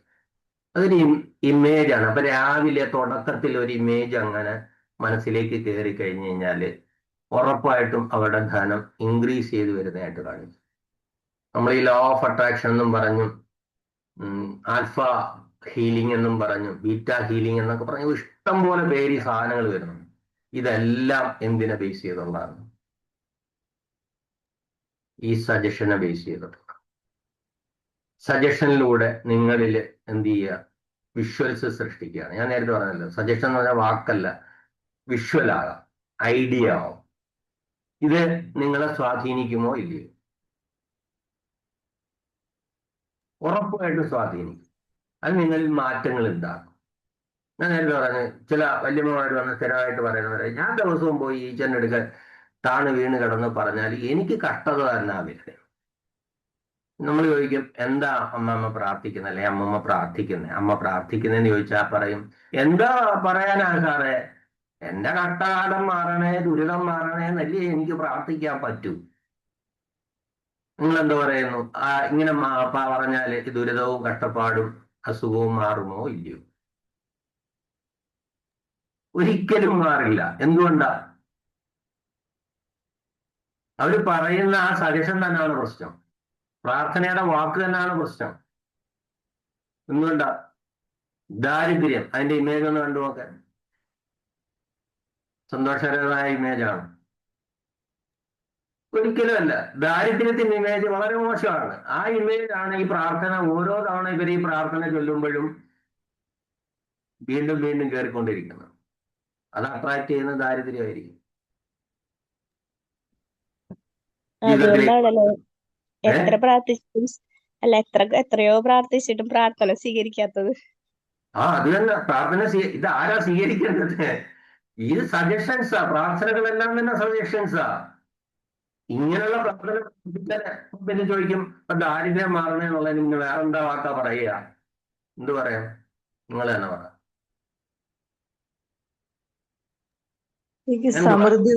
സമൃദ്ധി നൽകുന്നതിന് നന്ദി. സമൃദ്ധി നൽകണേ എന്ന് പറയാം. സമൃദ്ധി നൽകണേ എന്ന് പറയാം. നിങ്ങൾക്ക് എത്ര മനസ്സിനൊരു പ്രശ്നമുള്ളത് അത് ഈ നെഗറ്റീവുകളെ എടുക്കത്തില്ല എന്നുള്ളതാണ്. ഞാൻ നേരത്തെ പറഞ്ഞില്ല, കൊമ്പൻ ആനയെ കാണണ്ടെന്ന് ഞാൻ പറഞ്ഞത്. നെഗറ്റീവുകൾ എടുക്കത്തില്ല എന്നല്ലോ, നെഗറ്റീവ് പറഞ്ഞാൽ നെഗറ്റീവ് തന്നെയല്ലേ വരുന്നത്. അതല്ല ഞാൻ ഉദ്ദേശിച്ചത്, ഞാൻ അതാണ് എക്സ്പ്ലെയിൻ ചെയ്യുന്നത്. അതായത് ഒരമ്മ വന്ന് പരാതി പറയുന്നത് ഞാൻ മൂത്തവനോട് എപ്പോഴും പറയാം ഇളയവനെ അടിക്കരുതേ അടിക്കരുതേ എന്ന്. പക്ഷെ അവൻ പിന്നെ അടിച്ചുകൊണ്ടിരിക്കുക. അപ്പൊ ഞാൻ പറയും അത് തന്നെയാണ്, നിങ്ങൾ ആ പറയുന്ന വാക്ക് തന്നെയാണ് അവന്റെ പ്രവൃത്തി എന്ന് പറയുന്നത്. എന്താ നിങ്ങൾക്ക് മനസ്സിലായ? അടിക്ക് അരുതെടുക്കത്തില്ല. അതാണ് ഞാൻ നെഗറ്റീവ് എന്ന് പറഞ്ഞത്. എന്തേ എടുക്കൂ? അടി മാത്രമേ എടുക്കത്തുള്ളൂ. അപ്പൊ അവൻ എന്ത് ചെയ്യും? വീണ്ടും അടി കൊടുത്തോണ്ടിരിക്കും. അരുതെടുക്കത്തില്ല. അരുത്, ഇല്ല എന്നുള്ള ഈ നെഗറ്റീവ്സ് എടുക്കത്തില്ല എന്നാണ് ഞാൻ പറഞ്ഞത്. നമ്മുടെ ട്രാഫിക് സിഗ്നൽ പോലെ ഹോൺ അടിക്കരുത്. ഒരു ഇമേജ് ഉണ്ടോ അതിന്? ഇമേജ് ഉള്ളതേ മനസ്സിന് മനസ്സിലാവുമെന്ന് ഞാൻ തുടക്കത്തിൽ പറഞ്ഞായിരുന്നു. നിങ്ങളെല്ലാരും ഒന്ന് കണ്ണടച്ചേ, സാവകാശം കണ്ണടച്ചേ. ഞാൻ പറയുന്ന ഇമേജ് ഒന്ന് മനസ്സിൽ കണ്ടേ. ചവിട്ടരുത്, ഡോറിൽ ചവിട്ടരുത്. ഒന്ന് കണ്ടേ മനസ്സിൽ. ഡോറിൽ കതകിൽ ചവിട്ടരുത്. ആ ഇമേജ് മനസ്സിലൊന്ന് കാണും. കണ്ട? എന്തോ കണ്ടേ? ചവിട്ടുന്നതല്ലേ നിങ്ങളോട് പറഞ്ഞത്. ചവിട്ടുന്ന മനസ്സിലായ? എന്താ നെഗറ്റീവ് എന്ന് പറഞ്ഞാൽ മനസ്സിലായ? ഈ അരുത് എടുക്കത്തില്ല. എന്ത് മാത്രമേ എടുക്കൂ? ചവിട്ടുന്ന മാത്രമേ എടുക്കൂ. ഹോൺ അടിക്കരുതില്ല. നമുക്ക് സിമ്പിൾ എന്താ, ഒരു ഹോൺ അടിച്ചിട്ട് അടിച്ചു വയ്ക്കുന്ന ഈ പറഞ്ഞനുസരിച്ച് കളവ് അടിച്ചിട്ട് പഠിച്ചു വയ്ക്കണം. അങ്ങനെ ഒരു ഇമേജ് എടുക്കുന്നത് അതാണ് ഈ മനസ്സിന് മനസ്സിലാവുന്ന ഇമേജാണ്. അപ്പൊ നീ അടിക്കരുതെന്ന് പറഞ്ഞാൽ അടി മാത്രമേ അവിടെ എടുക്കൂ, അരുതെടുക്കത്തില്ല. അപ്പം വീണ്ടും അടി കൊടുക്കും. അപ്പം പിന്നെ ഈ മൂത്തവനോട് എന്ത് പറയും? നല്ല സ്നേഹമായിട്ടിരിക്കണം എന്ന് പറയണം. മോനെ നീ നിന്റെ ഇളയവരെ സ്നേഹിക്കാൻ പറയണം. അയ്യോ അതൊക്കെ അങ്ങനെ പറഞ്ഞാൽ അങ്ങ് സ്നേഹിക്കുമെന്ന് പറഞ്ഞാൽ സ്ഥിരമായി പറഞ്ഞു നോക്കൂ, ആ വ്യത്യാസം മനസ്സിലാവും. നീ നിന്റെ അനിയനെ സ്നേഹിക്കൂ എന്ന് പറഞ്ഞു കഴിഞ്ഞാല് ഒരു തവണ പറഞ്ഞുകൊണ്ട് കാര്യമില്ലെന്ന് നമ്മൾ നേരത്തെ പറഞ്ഞു. ആ ഒരു പാത്വേ ഉണ്ടാവണമെങ്കിൽ റിപ്പീറ്റഡ് ആയിട്ട് പറയണം. എന്ത് പോസിറ്റീവ് ചേഞ്ച് ഉണ്ടാവണമെങ്കിലും എന്തുണ്ടാവണം? റിപ്പീറ്റ് ചെയ്യണം. അത് സെൽഫായിട്ടായാലും വേറൊരാൾ പറയുന്നതായാലും റിപ്പീറ്റ് ചെയ്തുകൊണ്ടേയിരിക്കണം. മനസ്സിലായോ? അപ്പോ നെഗറ്റീവ് എന്ന് പറയുന്നത് എന്താണ്? എടുക്കത്തില്ല മൈൻഡിലേക്ക്. ഞാൻ നേരത്തെ പറഞ്ഞ മഴ കൊണ്ടാൽ നിനക്ക് പനി പിടിക്കും. ഈ സജഷൻ അമ്മ ഇങ്ങനെ ഇടയ്ക്കിടയ്ക്ക് ടീച്ചറാണെന്ന് ഓർത്തോ ഇടയ്ക്കിടയ്ക്ക് പറയുന്നത് കൊണ്ട് അത് ഉള്ളിലേക്ക് കയറിയിട്ടാണ് ആ പയ്യൻ സംസാരിക്കാറായത്. അല്ലാതെ അവന് ബയോളജിക്കലി പ്രശ്നമൊന്നുമില്ല. ഫിസിക്കലി എല്ലാം ടെസ്റ്റ് ചെയ്തിട്ടാണല്ലോ സൈക്കാട്രിസ്റ്റിനെ എടുത്തോട്ട് വിട്ടത്. അപ്പൊ ഈ 2-3 സൈക്കാട്രിസ്റ്റിനൊക്കെ കാണിച്ചിട്ട് ഒരു കുറവും വരാത്തത് കൊണ്ടാണ് അവസാനം ആരോ പറഞ്ഞു ഇങ്ങനെ ഒരാളുണ്ടെന്നും പറഞ്ഞിട്ട് നമ്മുടെ അടുത്തോട്ട് വരും. നമ്മൾ ഒരു സെഷൻ കഴിഞ്ഞപ്പോഴത്തേക്ക് തന്നെ അവൻ സംസാരിച്ചു. ഹിപ്നോ സെഷൻ എഴുന്നേറ്റപ്പം തന്നെ അവൻ സംസാരിച്ചു. സജസ്റ്റബിലിറ്റി ടെസ്റ്റുകളെന്ന് പറയും. നമ്മൾ സജഷനിലൂടെ ഇവൻ എൻ്റെ വാക്കുകൾ സ്വീകരിക്കുമോ ഇല്ലയോ എന്ന് അറിയാനുള്ളതാണ് സജസ്റ്റബിലിറ്റി ടെസ്റ്റുകൾ എന്ന് പറയുന്നത്. അത് സജഷൻസ് ആണ്. അത് കൊടുത്തു നോക്കിയപ്പോൾ ആൾ ഓക്കെയാണ്. അങ്ങനെ അവനെ ഹിപ്നോയിലേക്ക് കൊണ്ടുപോയി. ആ സെഷൻ കഴിഞ്ഞപ്പോൾ അവൻ സുന്ദരമായിട്ട് സംസാരിച്ചു. അമ്മയോട്, എൻ്റെ ടീച്ചർ അമ്മയോട് സംസാരിച്ചു. ഞാൻ പറഞ്ഞത് എത്രമാത്രമാണ് നിങ്ങൾ പറയുന്ന വാക്കുകള് ഈ കുട്ടിയെ അല്ലെങ്കിൽ നിങ്ങളുടെ മക്കളെ അല്ലെങ്കിൽ വേറൊരാളെ മറ്റൊരാളുടെ കുട്ടിയെ സ്വാധീനിക്കും. നിങ്ങൾ കാണുന്ന വ്യക്തികളെ സ്വാധീനിക്കും. അത് വളരെ സൂക്ഷിച്ചു വേണം ഉപയോഗിക്കാൻ വാക്കുകൾ. നിങ്ങൾ അറിഞ്ഞും അറിയാതെയും പറയുന്ന എത്ര പേരെയോ നൊമ്പരപ്പെടുത്തുന്നുണ്ട്, എന്തെല്ലാം കുഴപ്പങ്ങൾ ഉണ്ടാക്കുന്നുണ്ട്. നിങ്ങൾ അങ്ങനെ സൂക്ഷിച്ചാണോ? വാക്ക് പൊന്നും വരെ ഉള്ളതാണെന്ന് പറയാം. ഞാൻ നേരത്തെ പറഞ്ഞില്ല, ഈ വാക്ക് ദൈവമാണെന്നാണ്. അപ്പൊ ദൈവത്തെ ഇങ്ങനെ വാരിക്കോരി ഇങ്ങനെ തോന്നുന്ന പോലെ കൊടുക്കാൻ പറ്റുമോ? സൂക്ഷിച്ചു കൊടുക്കേണ്ട സാധനം. നമ്മൾ പ്രസാദമൊക്കെ അങ്ങനെ വീട്ടില് പ്രസാദങ്ങൾ കൊടുക്കത്തില്ലേ? നമ്മൾ വെഞ്ചരിച്ച അപ്പവും വീഞ്ഞും ഒക്കെ കൊടുക്കത്തില്ലേ? അതൊക്കെ ഇങ്ങനെ തോന്നിയ പോലെ ഡെസ്കിന് പുറത്ത് കളയൂ? ഇല്ല, അത് വളരെ സൂക്ഷിച്ചാ ഉപയോഗിക്കും. അത് ഏത് തന്നെ ആയാലും. അപ്പൊ അതുപോലെ നമ്മുടെ വാക്കുകൾ സ്വർണ്ണ തുല്യമാണ്. ഇപ്പൊ സ്വർണത്തിനൊക്കെ എന്താ വിലയല്ലേ? അപ്പൊ അത് ഉപയോഗിക്കുമ്പോൾ വളരെ സൂക്ഷിച്ച് ഉപയോഗിക്കണം. നെഗറ്റീവുകൾ വരാതിരിക്കാൻ മാക്സിമം നമ്മൾ ശ്രദ്ധിക്കണം. ഇപ്പൊ രാവിലെ ഒരാളെ കാണുമ്പോ എന്താണ് ഇന്ന മുടിയെല്ലാം കൂടെ വന്നിട്ട് ഒരുമാതിരി കോഴി വെള്ളത്തിൽ വീണക്കിരിക്കുന്നതെന്ന് പറഞ്ഞാൽ അയാളുടെ ഒരു ദിവസത്തെ കുറിച്ചൊന്ന് ആലോചിച്ച് നോക്ക്. അന്ന് തുലഞ്ഞു കിട്ടും ആ ഒരു ദിവസം. ഇന്ന് മുഖത്ത് അല്ല അവര് ഇട്ടിരിക്കുന്ന ഉടുപ്പിനെ കുറിച്ചോ അവളിട്ടേക്കുന്ന കമ്മലിനെ കുറിച്ചോ അവള് കണ്ണെഴുതി കണ്ട കുറെ കൂടെ സൗന്ദര്യം, ഒരു പോസിറ്റീവായിട്ടുള്ള കാര്യം പറഞ്ഞു നോക്കി. ആ ദിവസം അവര് ഊത്തുലയും, അത് ഉറപ്പാണ്. ഇതറിയാവുന്ന അണ്ണന്മാരാണെങ്കിൽ ഓൺലൈനിലൊക്കെ ഓരോരുത്തരെ അടിച്ചു മാറ്റിക്കൊണ്ട് പോകുന്നു. മനസ്സിലായില്ലേ? ഇങ്ങനെയുള്ള വാക്കുകൾ മനസ്സിലേക്ക് അറിയാതെ കയറി വരും. എനിക്ക് ഇഷ്ടമല്ല എന്ന് പറയാം. നമ്മൾ പറയത്തില്ലേ, നമ്മളിപ്പോ നടന്നു പോകുന്നു, നെഗറ്റീവ് കമന്റ് ആണെങ്കിൽ പോലും നമ്മൾ പറയത്തില്ലേ, മനസ്സിൽ ലഡ് പൊട്ടും ആളുകളുടെ. അടിപൊളി ചരക്കാണെന്നൊക്കെ ഇങ്ങനെ പറയുന്ന കേൾക്കുമ്പോഴേ നമുക്ക് പെട്ടെന്ന് ഇതിനൊക്കെ അമ്മയുണ്ടെങ്കിലൊന്നും ഇല്ലാടാന്നൊക്കെ നമ്മൾ അങ്ങോട്ട് നോക്കി ചോദിക്കുമെങ്കിലും ഉള്ളിന്റെ ഉള്ളിൽ എന്താ നമ്മളെ കുറിച്ച് ഒരു പോസിറ്റീവ് കമന്റ് ആവാൻ പറഞ്ഞത് എന്ന് പറഞ്ഞു കഴിഞ്ഞാൽ നമ്മൾ സുന്ദരിയാണെന്നാണ് അവന്റെ ഭാഷയെ പറഞ്ഞു എന്നുള്ളതേ ഉള്ളൂ. ഇച്ചിരി കൂടെ സാഹിത്യാത്മകമായിട്ട് പറയുമ്പം നിന്റെ കരിനീല മിഴികൾ എന്നൊക്കെ പറഞ്ഞിട്ടൊക്കെ വേറെ രീതിയിൽ പറയും. അവനങ്ങനെ പറയാൻ അറിയാവോ? അതിന്റെ സംസ്കാരം അതാണ്. എന്നിരുന്നാലും ആ കേട്ടത് നമ്മളെ സ്വാധീനിക്കും ഉറപ്പാണ്. അതുകൊണ്ടാണല്ലോ നമ്മൾ തിരിഞ്ഞ് ചീത്ത വിളിക്കുന്നത്. അങ്ങനെ ചീത്ത വിളിച്ചാൽ കൂടി അറിയാതെ മനസ്സിൽ എന്തുണ്ടാവും? ഒരു സന്തോഷം ഉണ്ടാകും. കാരണം എനിക്ക് സൗന്ദര്യം ഉണ്ടായിട്ടാണല്ലോ അവനങ്ങനെ പറഞ്ഞത്. അപ്പൊ ഈ സജഷന് അപാരമായ പവറുണ്ട്. നേരത്തെ പറഞ്ഞ പോലെ ദാരിദ്ര്യം മാറണേ എന്നുള്ളതിന് പകരം എനിക്ക് സമ്പത്ത് കിട്ടണേ, എനിക്ക് ഇത്ര രൂപ കിട്ടണേ എന്ന് പ്രാർത്ഥിച്ചിരുന്നതിന്റെ വ്യത്യാസം വന്നേനെ. അപ്പോ നമ്മൾ പറഞ്ഞു വന്നത്, നിങ്ങളുടെ വാക്കിന് ഒരാളെ നശിപ്പിക്കുവാനും ഒരാളെ ഊത്തുലയിപ്പിക്കുവാനും അല്ലെങ്കിൽ വസന്തം വിരിയിക്കാനുമുള്ള പവറുണ്ട്. അതുകൊണ്ട് അത് ഉപയോഗിക്കുന്നത് എങ്ങനായിരിക്കണം? ഏറ്റവും ശ്രദ്ധിച്ചു വേണം, വളരെ സൂക്ഷിച്ചു വേണം വാക്കുകൾ ഉപയോഗിക്കാൻ. ഉപയോഗിക്കുമ്പോൾ എങ്ങനെ ഉള്ള വാക്കുകൾ ഉപയോഗിക്കുക? ആ കേൾക്കുന്ന ആളില് പോസിറ്റീവ് ചേഞ്ചസ് ഉണ്ടാക്കാൻ, ധനാത്മകമായിട്ടുള്ള വ്യതിയാനങ്ങൾ ഉണ്ടാക്കുന്ന രീതിയിൽ ഉപയോഗിക്കുക. ഞാൻ നേരത്തെ പറഞ്ഞ എൻ്റെ ഒരു വാക്ക് നിങ്ങളുടെ ശരീരത്തിലെ ഗ്രന്ഥിയെ പ്രവർത്തിപ്പിക്കുന്നു. നിങ്ങളുടെ ശരീരത്തെ ചലിപ്പിക്കാൻ കഴിയും. നിങ്ങളൊന്ന് നിവർന്നിരുന്നേ, കൈ ഇങ്ങനെ എടുത്ത്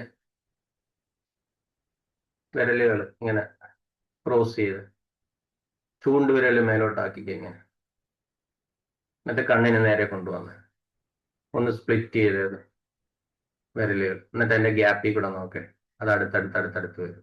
നോക്ക്, ഈ ഗ്യാപ്പിൽ കൂടെ നോക്ക്. അടുത്തടുത്ത് വരുന്നോ നോക്ക്. അടുത്തടുത്ത് വരും. വെച്ചോ, ബാക്കി കൂടെ ഉണ്ട്. അവിടെ കൊണ്ട് തീരുന്നില്ല, അതുകൊണ്ടാണ്. ഓക്കെ, അടുത്തടുത്ത് വന്ന കൂടിച്ചേരും. ഇനി ഞാൻ പറയുന്നതെന്ന് ഇമാജിൻ ചെയ്ത് നോക്ക്, മനസ്സിൽ സങ്കല്പിച്ചു നോക്ക്. ഞാനൊരു സൂപ്പർ ഗ്ലൂവിന്റെ ഒരു ട്യൂബ് എടുക്കുക, അതൊന്ന് തുളച്ചിട്ട് ഞാൻ ആ സൂപ്പർ ഗ്ലൂ നിങ്ങളുടെ ആ വിരലിന്റെ മണ്ടേന്ന് ഇങ്ങനെ പീച്ചി ഒഴിക്കുകയാണെന്ന് മനസ്സിൽ കാണും. ആ വിരലുകളുടെ ഇടയിൽ കൂടെ ഒഴുകി കൈയുടെ പത്തിയിലേക്ക് പോവുകയാണ്.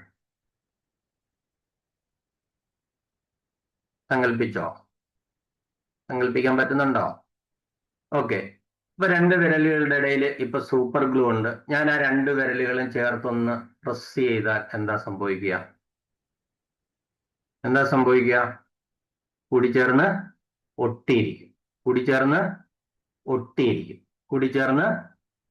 ഒട്ടിയിരിക്കും. ഇനി ഞാൻ പറയുമ്പോഴല്ലാതെ ആ വിരലുകൾ അകത്താൻ കഴിയില്ല. ഒന്ന് ശ്രമിച്ചു നോക്കൂ, കഴിയില്ല.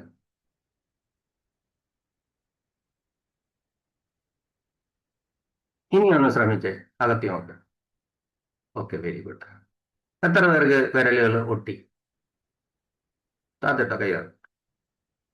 എത്ര പേർക്ക്? ഒന്ന് ടൈപ്പ് ചെയ്യൂ. നന്നായിട്ടൊട്ടി. ഇപ്പം സൂസൻ ദേഹത്തിനെ ഒട്ടി. ആര്യാ? ഓക്കെ, ഒരുപാട് പേരുടെ കൈകൾ ഒട്ടി. ദാറ്റ് മീൻസ് എൻ്റെ വാക്കുകൾക്ക് നിങ്ങളെ എന്ത് ചെയ്യാൻ കഴിവുണ്ട്? യഥാർത്ഥത്തിൽ അവിടെ സൂപ്പർ ഗ്ലൂ ഇല്ല. ഞാൻ നിങ്ങളെ വിരലുകൾ പ്രസ് ചെയ്തില്ല. എന്തുമാത്രമാണ്? എൻ്റെ സജഷൻ മാത്രമാണ്.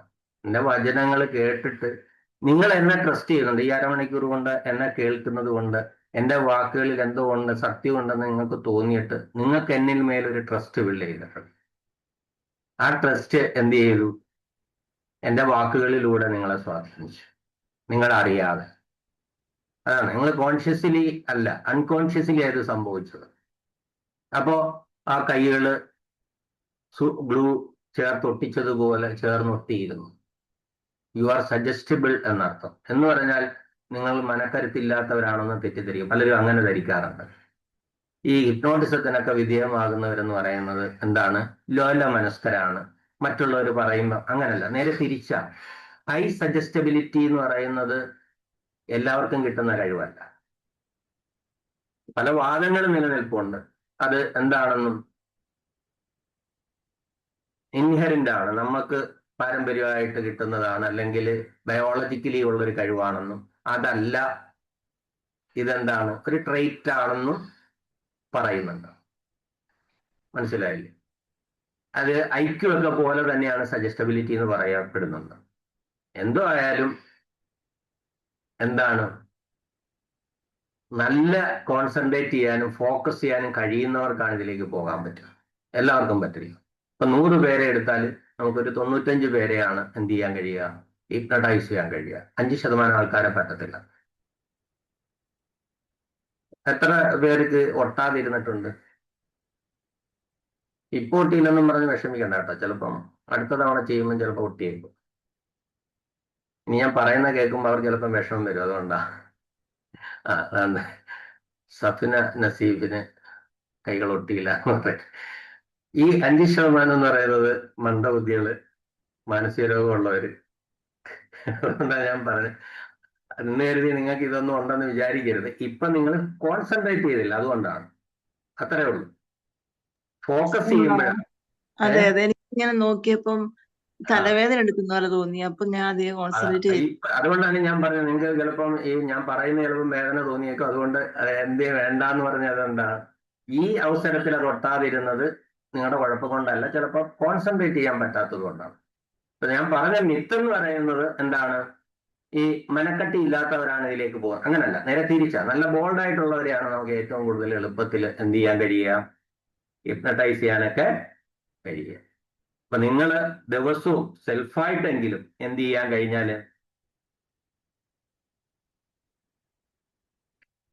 സജഷൻസ് കൊടുത്ത് നിങ്ങളുടെ ബോഡിയെയും മൈൻഡിനെയൊക്കെ എംപവർ ചെയ്യാൻ കഴിഞ്ഞാൽ അതാണ് ഏറ്റവും വലിയ കാര്യം. നിങ്ങൾ പറയുന്ന മറ്റൊരാളോട്, കുട്ടികളോട് പ്രത്യേകിച്ച്, ഞാൻ നേരത്തെ പറഞ്ഞത് കുട്ടികൾ എല്ലായ്പ്പോഴും ഹിപ്നോട്ടിസത്തിലാണ്. അവരോട് എന്ത് പറഞ്ഞാലും നമ്മൾ പറയത്തില്ല, നമ്മളങ്ങോട്ട് വായുന്ന അങ്ങോട്ട് വീഴണ്ട, അതിനു മുമ്പേ സ്പോഞ്ച് പോലെ എന്ത് ചെയ്യുന്നത്, നമ്മൾ പറയുന്ന കാര്യം പിള്ളേരെ എടുക്കുന്നതെന്ന് പറയും. കാരണം അവരേത് സ്റ്റേജിലാണ്, ഹിപ്നോട്ടിക് സ്റ്റേജിലാണ്. ഉറങ്ങിയൊന്നും വേണ്ട, ഉണർന്ന് കണ്ണും തുറന്നിരിക്കുമ്പോഴും അവർ ഹിപ്നോട്ടിസത്തിലാണ്.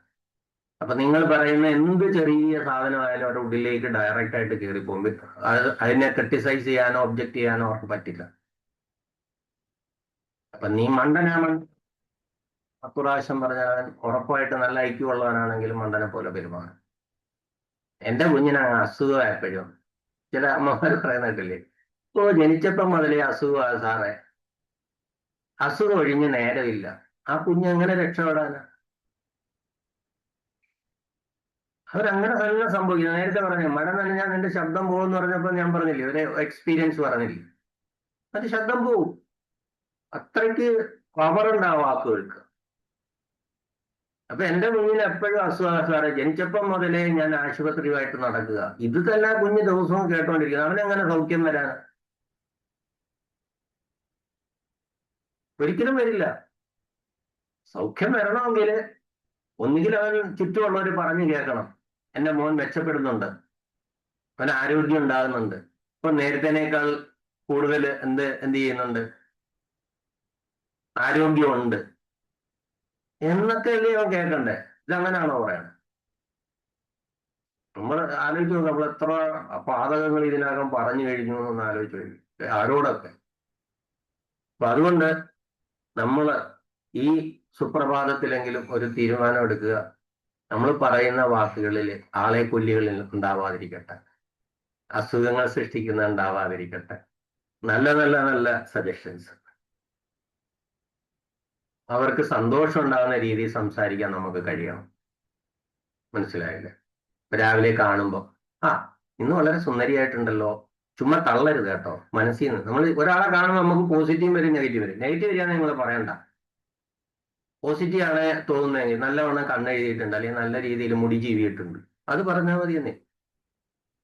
നമ്മൾ ഈ നോക്കുന്നതിൽ വന്നിട്ടുണ്ടെങ്കിൽ നമുക്ക് ക്രിട്ടിക്കലായിട്ടുള്ള ചിന്തകളാണ് വരുന്നത്, മോശം വരുന്നത്. എന്താ ഒരാളുടെ കുറ്റം കണ്ടുപിടിക്കാൻ പറഞ്ഞാൽ ഒരു 10,000 കുറ്റം നമ്മൾ കണ്ടുപിടിക്കും. ഒരാളുടെ ഒരു നന്മ ഒന്ന് കണ്ടുപിടിക്കാൻ പറഞ്ഞാലോ ഇങ്ങനെ ആലോചിക്കും, കുറേ സമയം എടുക്കും.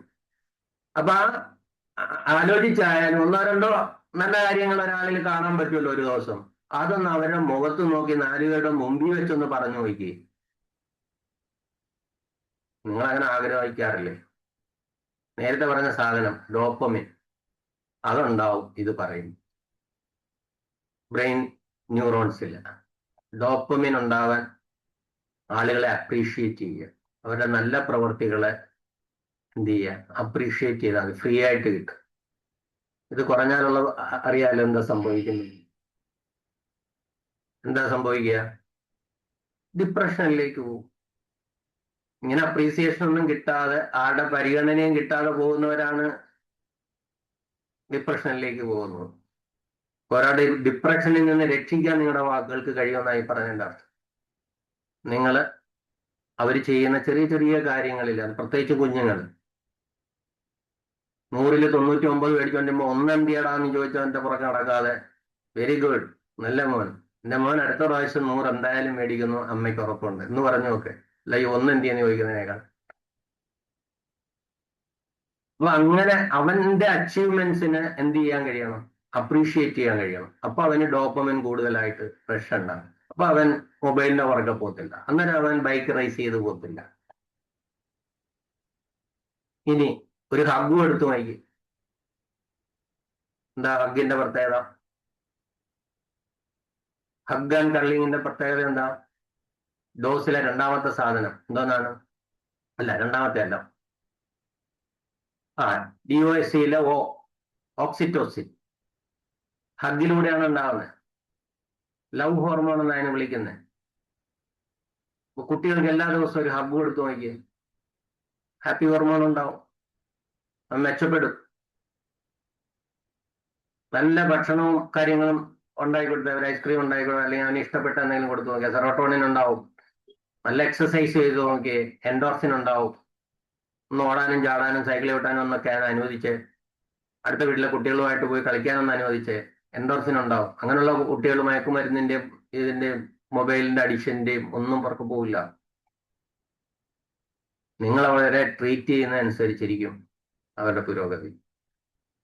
അപ്പോ ഡോസ് ആയിരിക്കട്ടെ ഇന്നത്തെ ചിന്ത മുഴുവൻ. ഞാൻ പറഞ്ഞത് ഒരു ഡോസ് ആയിട്ടെങ്കിലും നിങ്ങളുടെ ഉള്ളിലേക്ക് എത്തിയിട്ടുണ്ടെങ്കിൽ ഇതുകൊണ്ട് എന്തെങ്കിലും അർത്ഥമുണ്ട്. എന്തെങ്കിലും ഡൗട്ട് ഉണ്ടെങ്കിൽ ചോദിക്കാം കേട്ടോ. Thank you sir. ആ, ഒത്തിരി ഉപകാരപ്പെട്ട ക്ലാസ് ആയിരുന്നു. ഡൗട്ടൊക്കെ ഇടയ്ക്ക് ക്ലിയർ ചെയ്തു. ഉം. എന്തായാലും സൂപ്പർ ആയിരുന്നു കേട്ടോ. Thank you. ശ്രദ്ധിച്ച് വാക്കുകൾ ഉപയോഗിക്കുള്ളൂ. അറിയാമെങ്കിലും ഭയങ്കരമായിട്ട് ഒരു ഓർമ്മപ്പെടുത്തലായിരുന്നു. അതിന്റെ സയന്റിഫിക് ആയിട്ടുള്ള കാര്യങ്ങളൊക്കെ ഈ പറഞ്ഞ കാര്യങ്ങളൊക്കെ നമുക്ക് അറിയാമായിരുന്നു. പക്ഷെ ശരിക്കും സിസ്റ്റമാറ്റിക് ആയിട്ടൊന്ന് മനസ്സിലാക്കാൻ പറ്റി. ശരിക്കും thank you sir. Thank you Jisha. എന്റെ ദിവസം എന്നെ ധന്യമായി. ജിഷ എന്നെ താങ്ക് യു. എന്റെ ഡോപ്പമിൻ ഇൻക്രീസ് ചെയ്യിപ്പിച്ചു. അതെ അതെ. ഇതേപോലെ നിങ്ങൾ കാണുന്ന ഓരോരുത്തരിലും എന്ത് ചെയ്യുക, സാർ അങ്ങനെ പറഞ്ഞപ്പോ എന്റെ പറയാ, നാലുപേരുടെ മുമ്പിൽ വെച്ച് പറയാം. എന്തെങ്കിലും നെഗറ്റീവ് പറയണമെന്നുണ്ടെങ്കിൽ രഹസ്യമായിട്ട് മാറ്റി നിർത്തി പറയും, കുറ്റങ്ങളോടായ വലിയവരോടായ. സുമി, പറഞ്ഞോളൂ. നേരത്തെ ഗുഡ് മോർണിംഗ്. ഒരാൾ പറയും. പറയണ്ടോ? പറഞ്ഞോളൂ. കട്ടായി പോയി സുമി. ഞാനാണ് സാർ, സഫ്ന നസീഫാണ്. എനിക്കൊരു ഡൗട്ടാണ് ചോദിക്കാനുള്ളത്. നമ്മൾ കുട്ടികളോട് ഇങ്ങനെ പറയുമല്ലോ, ഏത് സമയം പഠിക്കുക ഇങ്ങനെ പറയുമല്ലോ, എപ്പോഴും പറയും, എല്ലാവരും പറയാം പഠിക്കുക അങ്ങനെ പറയാം. അപ്പോൾ എന്തുകൊണ്ടാണ് കുട്ടികൾക്ക് ഓട്ടോമാറ്റിക്കായിട്ട് പഠിക്കാൻ തോന്നാത്തെ? ഇങ്ങനെ നമ്മൾ പറഞ്ഞുകൊണ്ടിരിക്കുന്ന കുട്ടികൾ ചിലപ്പോൾ പഠിക്കുകയില്ല, ദേഷ്യമായിരിക്കും അവർക്ക് തോന്നുക. അതെന്തുകൊണ്ടാണ് അങ്ങനെ സംഭവിക്കുന്നത്? നമ്മൾ പഠിക്കാൻ പറയുന്നത് കൊണ്ട് കാര്യമില്ല, പഠിക്കാനുള്ള അന്തരീക്ഷം വീട്ടിൽ കാണും. ഇപ്പം ഞാൻ നേരത്തെ പറഞ്ഞല്ലേ, റിവേഴ്സ് ഇഫക്റ്റ് എന്ന് പറഞ്ഞൊരു സംഭവമുണ്ട്. ഉറങ്ങരുത്, എനിക്ക് ഉറങ്ങണമെന്ന് തോന്നിയാൽ ഉറങ്ങുമെന്ന് പറഞ്ഞാൽ ഉറങ്ങത്തില്ലെന്ന് പറഞ്ഞാൽ ഞാൻ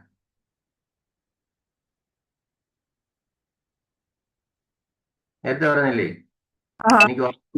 എനിക്ക് ബോധപൂർവമായിട്ട് ഉറങ്ങണം ഇത് സംഭവിക്കാന്ന് പറയാൻ.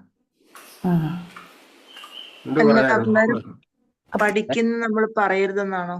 പഠിക്കുന്നു ഇല്ല, പഠിക്കാനുള്ള ഞാൻ പറഞ്ഞല്ലോ, പഠിക്കുന്ന പറയുന്നതിനേക്കാള് ജിഷ എന്തെങ്കിലും പഠിക്കുന്നുണ്ടോ? അല്ല, സ്വപ്നയല്ലേ ചോദിച്ചേ? സ്വപ്ന എപ്പോഴെങ്കിലും അവര് കാണാൻ ഇരുന്ന് പഠിക്കാറുണ്ടോ? കുറവാണ്. പിന്നെ എങ്ങനെ അവര് പഠിക്കും? ഇപ്പൊ അത് ഈ 10ാം ക്ലാസ്സിലും 9ാം ക്ലാസ്സിലും വന്നിട്ടല്ല ഈ പടി എന്ന് പറയണം. അതെവിടുന്ന് തുടങ്ങണം? ചെറുപ്പത്തിലേ തുടങ്ങണം. ചെറുപ്പത്തിലേന്നല്ല, ഞങ്ങളുടെ ഭാഷയിൽ പറഞ്ഞു കഴിഞ്ഞാല്, ഞങ്ങളെന്ന് പറയുമ്പോൾ നമ്മുടെ ഭാഷയിൽ പറഞ്ഞു കഴിഞ്ഞാല്, ഒരു കുഞ്ഞുണ്ടാകുന്നു അല്ലെ ഉണ്ടാകണമെന്ന് ആഗ്രഹിക്കുന്നിടം മുതൽ നിങ്ങളുടെ പേരന്റിങ് തുടങ്ങുന്നു എന്നാണ്. മനസ്സിലായി? പലപ്പോഴും സംഭവിക്കാറുള്ള എന്താ, അബദ്ധത്തിൽ അങ്ങ് കുഞ്ഞാവണ്ട പറയും, വേണ്ടായിരുന്നു. ഈ ചിന്തിച്ചത് പോലും നിങ്ങളുടെ ഉള്ളിലുള്ള കുഞ്ഞിനെ ബാധിക്കുമെന്നാണ്. അബാൻഡൻ ചൈൽഡ് എന്ന് പറയുന്ന സൈക്കോളജി ഉണ്ട്. അങ്ങനെയുള്ള കുട്ടികളാണ് ആന്റി സോഷ്യൽസ് ആയിട്ട് വരുന്നത്. അതായത് അമ്മയും അച്ഛനും ആഗ്രഹിച്ചിട്ടല്ലാതെ ഉണ്ടായ കുഞ്ഞ്. നിങ്ങൾക്കൊരു കുഞ്ഞിനെ വേണമെന്ന് അമിതമായ ആഗ്രഹത്തിൽ ഒരു കുഞ്ഞുണ്ടാവുന്നതും, ഒരു കുഞ്ഞ് ഉണ്ടായിപ്പോയി അബദ്ധത്തില് വേണ്ടായിരുന്നു എന്ന് പലതട്ടം ആലോചിച്ചിട്ട് ഇനിയിപ്പൊ കിട്ടിയതല്ലേ ഇരിക്കട്ടെ എന്നും പറഞ്ഞ് ജനിപ്പിച്ചാൽ ആ രണ്ട് പിള്ളേരുടെയും സ്വഭാവം രണ്ട് രീതിയിലായിരിക്കും. അപ്പം കുഞ്ഞിനെ നന്നായി വളർത്തണമെന്ന് ആഗ്രഹമുള്ളവർ എവിടെ മുതൽ ചിന്തിക്കണമെന്നാ?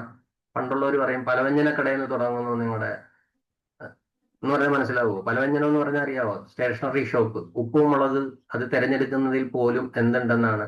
നിങ്ങളുടെ കുഞ്ഞിന്റെ നന്മയിരിക്കുന്നു എന്നാണ്.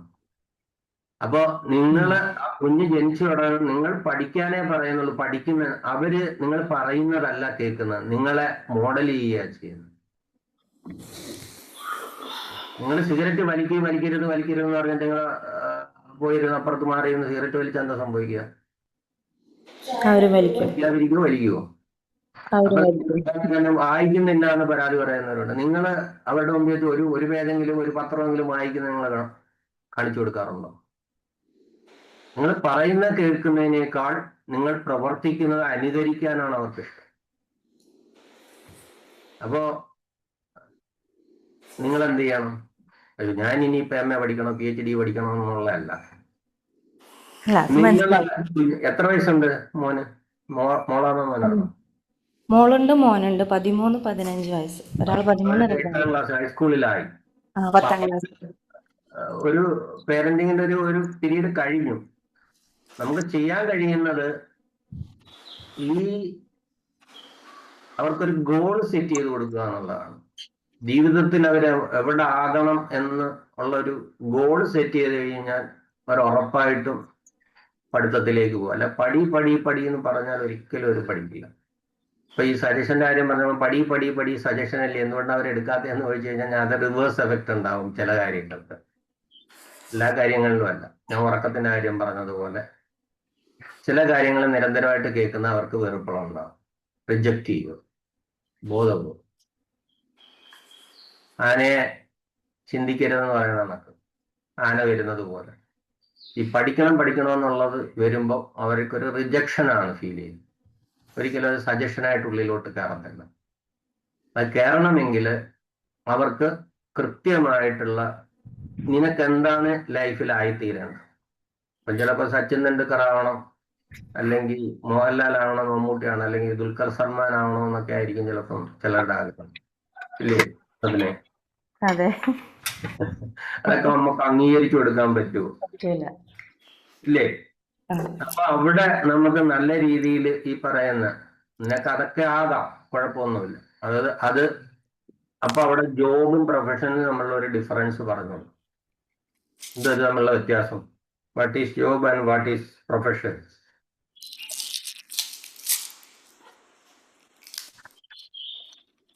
പറയുമോ?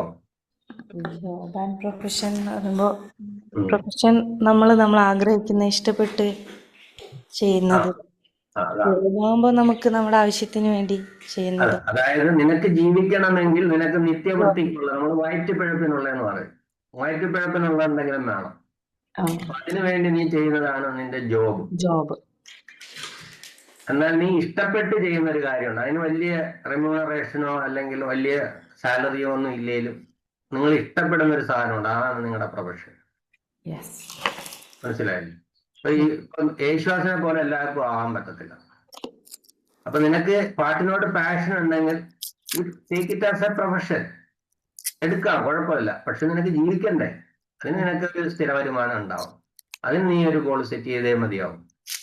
അത് പറഞ്ഞു കൊടുക്കാൻ നമുക്ക് പറ്റണം. ഇപ്പം നമ്മളിപ്പോ എല്ലാ ദിവസവും ക്രിക്കറ്റിന്റെ കാണുന്നു, സഞ്ജുവിനെ ടീമിൽ എടുത്തിട്ട് കളിപ്പിക്കുന്നില്ല എന്ന് പറഞ്ഞിട്ട് പറയാറുണ്ട്, ഇല്ലേ? നമുക്ക് വേണമെങ്കിൽ അതൊക്കെ എക്സാമ്പിൾ ആയിട്ട് പറയാൻ പറ്റും. IM വിജയന്റെ കാര്യം പറഞ്ഞു കൊടുക്കാൻ പറ്റും. എന്താ IM വിജയന്റെ കാര്യം? എന്തോ IM വിജയൻ നമുക്കറിയാം, കറുത്ത മുത്താണ്, ഫുട്ബോളിന്റെ കറുത്ത മുത്താണെന്നൊക്കെ അറിയാം. IM വിജയനും തോബിയാസും കേരള പോലീസ് ടീമിന് വേണ്ടി കളിച്ചവരാ. പക്ഷെ പോലീസിലേക്ക് ഇവരെ എന്ത് ചെയ്തു? ഓഫീസേഴ്സ് ആക്കാൻ തീരുമാനിച്ചപ്പം IM വിജയന് 10ാം ക്ലാസ്സേ ഉള്ളൂ. അപ്പൊ ഏത് ജോലി കൊടുക്കും? ഡയറക്റ്റ് SI ആക്കാൻ പറ്റത്തില്ല. അന്നുണ്ടായിരുന്ന IM വിജയന്റെ കൂടെ ഉണ്ടായിരുന്ന തോബിയാസിനും മറ്റ് 1-2 പേരുണ്ട്, തോമസ് മാത്യു, കുരികേഷ് മാത്യു. അവർക്ക് ഡിഗ്രി ഉള്ളത് കൊണ്ട് നേരിട്ട് SI ആയി. മനസ്സിലായില്ലേ? ഏറ്റവും കൂടുതൽ ഗോൾ അടിച്ചത് IM വിജയൻ. പക്ഷെ IM വിജയൻ എന്ത് ചെയ്യണം? കുരികേഷ് മാത്യുവിനെ സല്യൂട്ട് ചെയ്യണം. എന്തുകൊണ്ടാ? വിദ്യാഭ്യാസം കുറവായുണ്ട്. വിദ്യാഭ്യാസം കുറവായത്. നിനക്ക് ആ ഒരു ലെവല് കൂടണമെങ്കിൽ, നിന്നെ കൂടുള്ളവര് നിന്നെ റെസ്പെക്ട് ചെയ്യണമെന്നുണ്ടെങ്കിൽ അതിനനുസരിച്ചുള്ള ഒരു പ്രൊഫഷൻ തിരഞ്ഞെടുക്കാൻ അവന് ടേസ്റ്റ് ഉള്ളത് എടുത്താൽ മതി, കുഴപ്പമില്ല. പക്ഷെ എല്ലാ പ്രൊഫഷനും നമുക്ക് എന്ത് ചെയ്യാൻ പറ്റത്തില്ല, ജോബാക്കി കൊണ്ടുപോകാൻ പറ്റത്തില്ല. ഭാഗ്യമുള്ള സ്ഥിതിക്ക് അങ്ങനെ ചിലരുണ്ട്. ഇപ്പൊ സച്ചിൻ ടെണ്ടുൽക്കർ, അയാൾ പഠിക്കാതെ തന്നെ അയാൾക്ക് എന്താകാൻ പറ്റി, ലോകം അറിയപ്പെടുന്ന ക്രിക്കറ്റർ ആകാൻ പറ്റി, കോടിക്കണക്കിന് സമ്പാദിക്കാനും പറ്റി. യേശുദാസ്, അദ്ദേഹത്തിന്റെ പാഷനും പ്രൊഫഷനും ഒന്ന് തന്നെയാണ്, ജോബും ഒന്ന് തന്നെയാണ്. അതേപോലെ എല്ലാവർക്കും ചിലപ്പം നടന്നു എന്ന് വരില്ല. അതുകൊണ്ട് ഇത് രണ്ടും വേർതിരിച്ച് പറയാനും അവർക്ക് ഗോൾ സെറ്റ് ചെയ്ത് കൊടുക്കാനും പറ്റണം. കുഞ്ഞിലെ തൊട്ടാണെങ്കിൽ അത് വളരെ എളുപ്പമാണ്. നമ്മൾ ഒരുപാട് കഥകളും കാര്യങ്ങളും കേൾക്കുന്നതാണ്. നിങ്ങൾ എന്ത് ചെയ്യാം, കുഞ്ഞുങ്ങളെ നിങ്ങള് രാജകുമാരന്മാരും ആക്കാം തവളകളും ആക്കാം എന്ന് പറഞ്ഞ കണക്കാണ്. നിങ്ങളാണ് തീരുമാനിക്കുന്നത്. അത് കുഞ്ഞുങ്ങളല്ല, കുഞ്ഞുങ്ങളെ ആ രീതിയിലേക്ക് കൊണ്ടുവന്നത് നിങ്ങൾ തന്നെയാണ്. ഇനി കറക്ഷൻ ഉണ്ടോ എന്ന് ചോദിച്ചു കഴിഞ്ഞാൽ ഇനിയും സാധ്യമാണ്. അവർക്ക് നല്ല ഒരു ഗോള് സെറ്റ് ചെയ്ത് കൊടുക്കാൻ നമ്മളെ കൊണ്ട് അതിനുള്ള പ്രാപ്തി ഇല്ലെങ്കിൽ അതിനുള്ള കഴിവുള്ള ആരുടെയെങ്കിലും അടുത്ത് എത്തിച്ചിട്ട് അവൻ അങ്ങനെ ഒരു ഗോള് സെറ്റ് ചെയ്ത് കൊടുത്താൽ, അല്ലെങ്കിൽ അവൾക്ക് അങ്ങനെ ഒരു ഗോള് സെറ്റ് ചെയ്ത് കൊടുത്താൽ തീർച്ചയായിട്ടും അവര് ഉയരങ്ങൾ കീഴടക്കും. Okay Swapna? Okay, thank you sir. എന്തായാലും സാറിൻ്റെ ക്ലാസ് വളരെ ഉപകാരമായിരുന്നു ഇന്ന്. എനിക്ക് ഒരുപാട് ഡൗട്ടുകൾ ഇങ്ങനെ പോവായിരുന്നു. പിന്നെ ഞാനിങ്ങനെ വീണ്ടും വീണ്ടും സാർ ക്ലാസ് എടുക്കുമ്പോൾ അത് താനേ ആ ഡൗട്ട് എങ്ങനെ തീരുമായിരുന്നു. അതുകൊണ്ട് അങ്ങനെ ചോദിക്കാതിരുന്നു പെട്ടെന്ന്. എന്നാലും വളരെ സാറിന് thank you sir. Thank you. Okay അല്ലേ? എല്ലാവർക്കും ശുഭദിനം നേരുന്നു. സാർ ഒരു കാര്യം പറഞ്ഞോട്ടെ? ഓക്കെ. സാറിന്റെ ക്ലാസ് ഒന്നും പറയാനില്ല, ഭയങ്കര ഒരു ഫീൽ ആയിരുന്നു. സത്യം പറഞ്ഞാൽ ഇന്നത്തെ ക്ലാസ് ഞാൻ ഓൾമോസ്റ്റ് മിസ് ചെയ്ത, കാരണം ഭയങ്കര ഒരു തിരക്കുള്ള ദിവസങ്ങളാണ്. അപ്പൊ ഇന്ന് ക്ലാസ് അറ്റൻഡ് ചെയ്യാൻ പറ്റില്ല എന്ന് വിചാരിച്ചു. പക്ഷെ എന്തോ എന്നെ അട്രാക്ട് ചെയ്ത് ഇവിടെ കൊണ്ടുവന്നു. നിർബന്ധമായിട്ട് കേൾക്കണം എന്നുള്ള ഒരു ഇതിൽ ഞാൻ വന്നു. പക്ഷെ ഭയങ്കര ഒരു ഫീൽ ആയിരുന്നു. സാർ നേരത്തെ പറഞ്ഞ പോലെ എക്സാക്ട്ലി നമുക്ക് ഇതിന്റെ കൂടുതലായിട്ട് സയന്റിഫിക് ആയിട്ട് ഇതിന്റെ കാര്യങ്ങൾ പറഞ്ഞു തരികയും ഇതിന്റെ ആ സജഷൻസിന്റെ ഡയറക്റ്റ് ആണെങ്കിലും ഇൻഡയറക്റ്റ് ആണെങ്കിലും ഓട്ടോ സജഷൻസ് ആണെങ്കിലും ഇതിനൊക്കെ എന്തുവേണ്ടും ഇഫക്റ്റ് ഉണ്ടെന്നുള്ളതും അതിന്റെ സയൻസ് ബിഹൈൻഡ് ഇറ്റ് ഒക്കെ വളരെ നന്നായിട്ട് സർ എക്സ്പ്ലെയിൻ ചെയ്തു തന്നു. നമ്മുടെ ലൈഫിൽ അത് എന്തും വേണ്ട ഇൻഫ്ലുവൻസ് ചെയ്യുന്നുണ്ടെന്നുള്ളതും മറ്റുള്ളവരെയും അതിൽ കൂടി എങ്ങനെ ഇൻഫ്ലുവൻസ് ചെയ്യുന്നുള്ളതും ഒക്കെ മനസ്സിലാക്കാനും പിന്നെ നമ്മുടെ വേവ്സിന്റെ കാര്യമൊക്കെ പറയുകയും ഒക്കെ ചെയ്ത് ഒത്തിരി ബെനിഫിഷ്യൽ ആയിട്ട് തോന്നി. പിന്നെ നമ്മൾ ചെറുപ്പത്തിൽ പിള്ളേര് പൊതുവെ നമ്മൾ കാണാറുള്ളതാ, കൊച്ചു പിള്ളേര് അമ്മമാരുടെ സാരിത്തുമ്പിൽ ഇങ്ങനെ മാറി നിൽക്കും. അപ്പം ഗസ്റ്റ് വരുമ്പോ എപ്പോഴും പറയും ഇവന് ഭയങ്കര നാണമാണ്, കൊച്ചിന് ഭയങ്കര നാണം. 1000 പ്രാവശ്യം ഇത് കേൾക്കും, ഓരോ ഗസ്റ്റ് വരുമ്പോഴും ഇത് തന്നെ. അപ്പൊ അങ്ങനെ തന്നെ ആ കുഞ്ഞായി തരും. അപ്പം അതൊക്കെ ശരിക്കും പറഞ്ഞാൽ ഈ സജഷൻസിന്റെ ഒരു ഭാഗമാണല്ലോ. ഇങ്ങനെ പറഞ്ഞു അതിന്റെ തലയിൽ അടിച്ചേൽപ്പിക്കുകയാണ് ഞാൻ I am supposed to be shy എന്നുള്ള ഇതില്.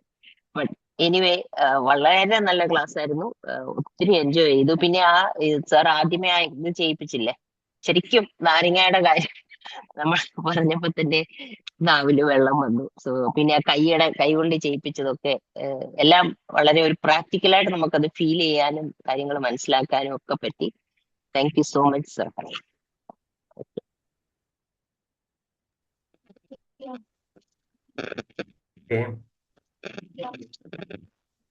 കേൾക്കുന്നില്ലല്ലോ. ആരാ? രമ്യ, പറഞ്ഞോ രമ്യ. കട്ടായി പോകുന്നു, വോയിസ് കട്ടായി പോകുന്നു. വ്യക്തമാണ്.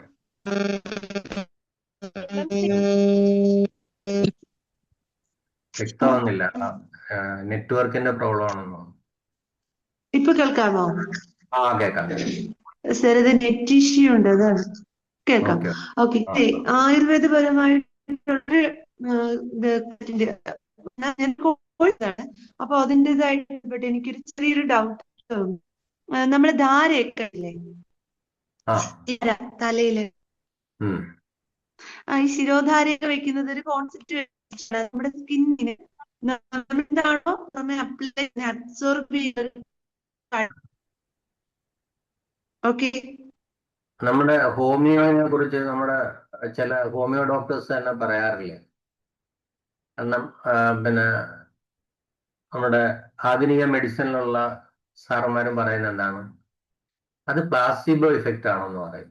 ഒന്നുമില്ലെന്നല്ലേ? കഴിച്ചു എന്നുള്ള തോന്നലാണ് പലപ്പോഴും അതിൽ മാറ്റങ്ങൾ വരുത്തുന്നതെന്ന് പറയും. ഞാനിത് പറഞ്ഞാൽ ചിലപ്പോൾ ഭയങ്കര വാഗ്വാദത്തിലേക്കൊക്കെ പോകും. എന്നിരുന്നാലും ഒരു പരിധി വരെ നമ്മൾ ഗുളിക കഴിച്ചു എന്നുള്ള തോന്നൽ തന്നെയാണ് ചിലപ്പോൾ നമുക്ക് ഗുളിക കഴിക്കുന്നത്. ഇപ്പൊ നമ്മൾ തന്നെ പറയാറുണ്ട്, അയാൾ നല്ല കൈപുണ്യമുള്ള ആളാ എന്ന് പറഞ്ഞാൽ അർത്ഥം എന്താണ്, നിങ്ങൾ ഓൾറെഡി സെറ്റ് ചെയ്ത് കഴിഞ്ഞു മൈൻഡ്, അയാൾ തരുന്ന മരുന്ന് കഴിച്ചാൽ ഞങ്ങൾക്ക് രോഗം മാറും. അതായത് വേറൊരാളുടെ അയാൾ ഭയങ്കര ഹൈ ഡോസാ, പിള്ളേർക്കൊക്കെ ഞാൻ ശരിയാവും. പറയാമെന്ന ക്വസ്റ്റ്യൻ ആയുർവേദത്തിലെ ധാരയുടെ കാര്യമല്ലേ പറഞ്ഞേ, എന്നാ ഞാൻ മനസ്സിലാക്കിയത്. ഇടയ്ക്കിടയ്ക്ക് കട്ടാവുന്നുണ്ട്. എന്താണ് അങ്ങനെയാണ് ഞാൻ ധാര? മനസ്സിലാക്കിയത്. അതല്ല, ഈ ധാരയിൽ സംഭവിക്കുന്ന സെയിം പിടിച്ചു എന്നൊക്കെ പറയത്തില്ലേ, ഈ സ്കിന്നിന്റെ അബ്സോർബ് എന്ന് പറയുന്ന ഒരു സാധനത്തിനും കൂടി ബാലൻസ് ഇല്ലേ എന്നാണ് ചോദിച്ചത്. അതില് ഒരു കാര്യം നമുക്ക് തലയ്ക്ക് ഇത്രയും 7 ലെയർ. ഓയിൻമെന്റ് ആയാലും എണ്ണകൾക്കായാലും ഓസ്മോസിസ് എന്ന് പറഞ്ഞൊരു പ്രവർത്തനമുണ്ട്. അതായത് സാന്ദ്രത കൂടിയ ലിക്വിഡിലേക്ക് സാന്ദ്രത കുറഞ്ഞ ലിക്വിഡിൽ നിന്ന് കെമിക്കൽസ് ഫ്ലോ ചെയ്യുന്നത്. അതിനൊരു മെമ്മറി ഇടയ്ക്കുണ്ടായാലും ഫ്ലോ ചെയ്യും. വാട്ടർ എന്ന് പറയുന്ന അങ്ങനെ പിന്നെ ഈ പറയുന്ന അകത്തുള്ളതിനേക്കാൾ ഡെൻസിറ്റി ഉള്ളതാണ് അകത്തുനിന്ന് പുറത്തോട്ടാ വരേണ്ടത്. അങ്ങനെയാണ്. വല്ല പിടിയിട്ടില്ലേ? നിങ്ങൾ സ്കൂളിൽ ക്ലാസ്സുകളിൽ, ബയോളജി ക്ലാസ്സുകളിൽ മുട്ടയുടെ പിന്നെ ഈ എന്താണ് മെമ്മറൈൻ, ആ ഒരു സ്കിൻ വെച്ചിട്ട് നമ്മൾ ഒരു ഫിസിൽ ഫണലിന്റെ ഒരു എക്സാമ്പിൾ പഠിച്ചിട്ടുണ്ട്, ഓർമ്മയുണ്ടോ? സ്കൂൾ ക്ലാസ്സുകളിൽ ഉപ്പു ലായനി നിറച്ചിട്ട് താഴെ അല്ലാതുള്ള ലായനി വെച്ച് കഴിഞ്ഞ് കഴിഞ്ഞാൽ എവിടുന്ന് എങ്ങോട്ടാണ് ഫ്ലോ, ഡെൻസിറ്റി കുറഞ്ഞതിൽ നിന്ന് കൂടിയതിലേക്ക് എന്ത് തന്മാത്രകൾ സഞ്ചരിക്കുമെന്നോ കേട്ടിട്ടുണ്ടോ? അപ്പൊ നമ്മള് ഇപ്പൊ ഉദാഹരണത്തിന് നമ്മൾ ഈ അട്ട കടിക്കുന്നു, അപ്പൊ എന്ത് ചെയ്യാനാ പറയാ? അട്ട ഇങ്ങനെ ബ്ലഡ് ഊറ്റിയെടുക്കത്തില്ലേ ശരീരത്തിൽ? നമ്മൾ ഉപ്പ് അതെന്തുകൊണ്ടാണ്? ഈ ഉപ്പിന് ഡെൻസിറ്റി കൂടുതലാ അതിന്റെ ഉള്ളിലുള്ള ദ്രവത്തേക്കാണ്.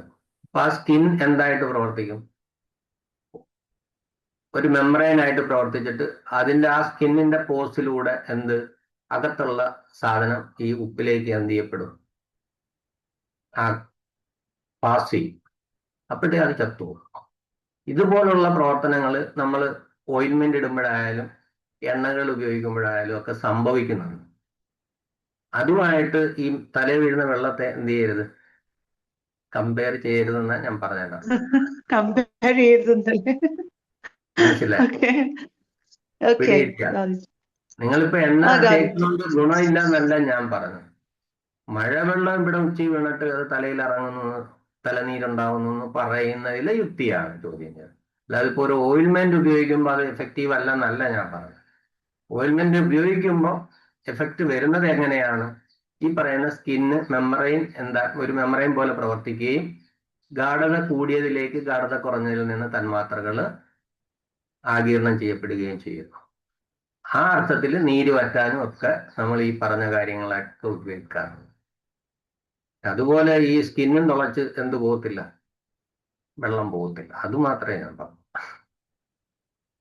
ക്ലിയർ ആയോ? തൃപ്തികരമാണോ?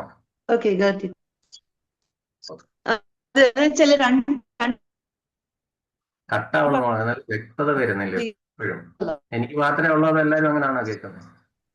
ഇല്ല, ബ്രേക്ക് ആയിട്ട് ക്ലിയർ ആയിട്ട് വരുന്നില്ല. ഓക്കെ. ഇനി വേറെ എന്തെങ്കിലും ഉണ്ടോ? ഡൗട്ട്സ് തീർന്നോ?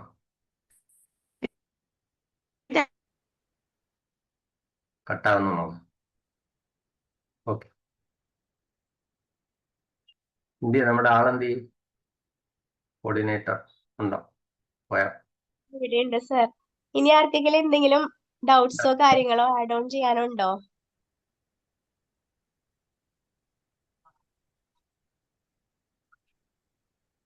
ഓക്കെ. ഗ്രൂപ്പിൽ അപ്പോ ചോദിച്ചാൽ എന്തായാലും മതി. നല്ല അടിപൊളി ക്ലാസ് ആയിരുന്നു സർ. Full engaged ആയിട്ടിരുന്നു. നല്ല ഇൻട്രസ്റ്റിംഗ് ആയിരുന്നു ട്ടാ. അടിപൊളിയായിരുന്നു. ശരിക്കും താങ്ക് കുറെ യു. കാര്യങ്ങൾ ചിന്തിക്കാൻ പറ്റി. ആ സയൻസും കൂടെ പറഞ്ഞായിരുന്നു കൊണ്ടൊക്കെ ശരിക്കും ആ ഒരു നാരങ്ങടതൊക്കെ ഭയങ്കര പിന്നെ പറഞ്ഞ കാര്യങ്ങളായിട്ടൊക്കെ ഭയങ്കര കണക്ട് ആയി. ആ ഫസ്റ്റ് തന്നെ അത് ചെയ്തത്. Thank you so much sir. ഇനിയും സാറിന്റെ ക്ലാസ്സുകൾ പ്രതീക്ഷിക്കുന്നു. തീർച്ചയായിട്ടും നിങ്ങളെയൊക്കെ ഇനിയും കാണണമെന്ന് ആഗ്രഹമുണ്ട്. തീർച്ചയായിട്ടും അവസരം കിട്ടിയാൽ വരാം. അപ്പം എല്ലാവർക്കും ശുഭദിനം നേരുന്നു. ഇനി ഞാൻ തുടക്കത്തിൽ ഒരു കാര്യം പറഞ്ഞായിരുന്നു, ഇത് കഴിയുമ്പോൾ നിങ്ങളുടെ ചിന്താരീതിയിൽ കുറച്ചെങ്കിലും വ്യത്യാസം വരുത്താൻ കഴിയും എന്ന് തന്നെ, കുറച്ചെന്നല്ല വരും എന്ന് തന്നെയാണ് ഞാൻ പറഞ്ഞത്. അങ്ങനെയാണെങ്കിൽ ഞാൻ ധന്യനായി. Okay, thank you. സത്യമാണ്. Thank you very much, sir, and thank you. you, sir. good day to everybody. Thank you. Day.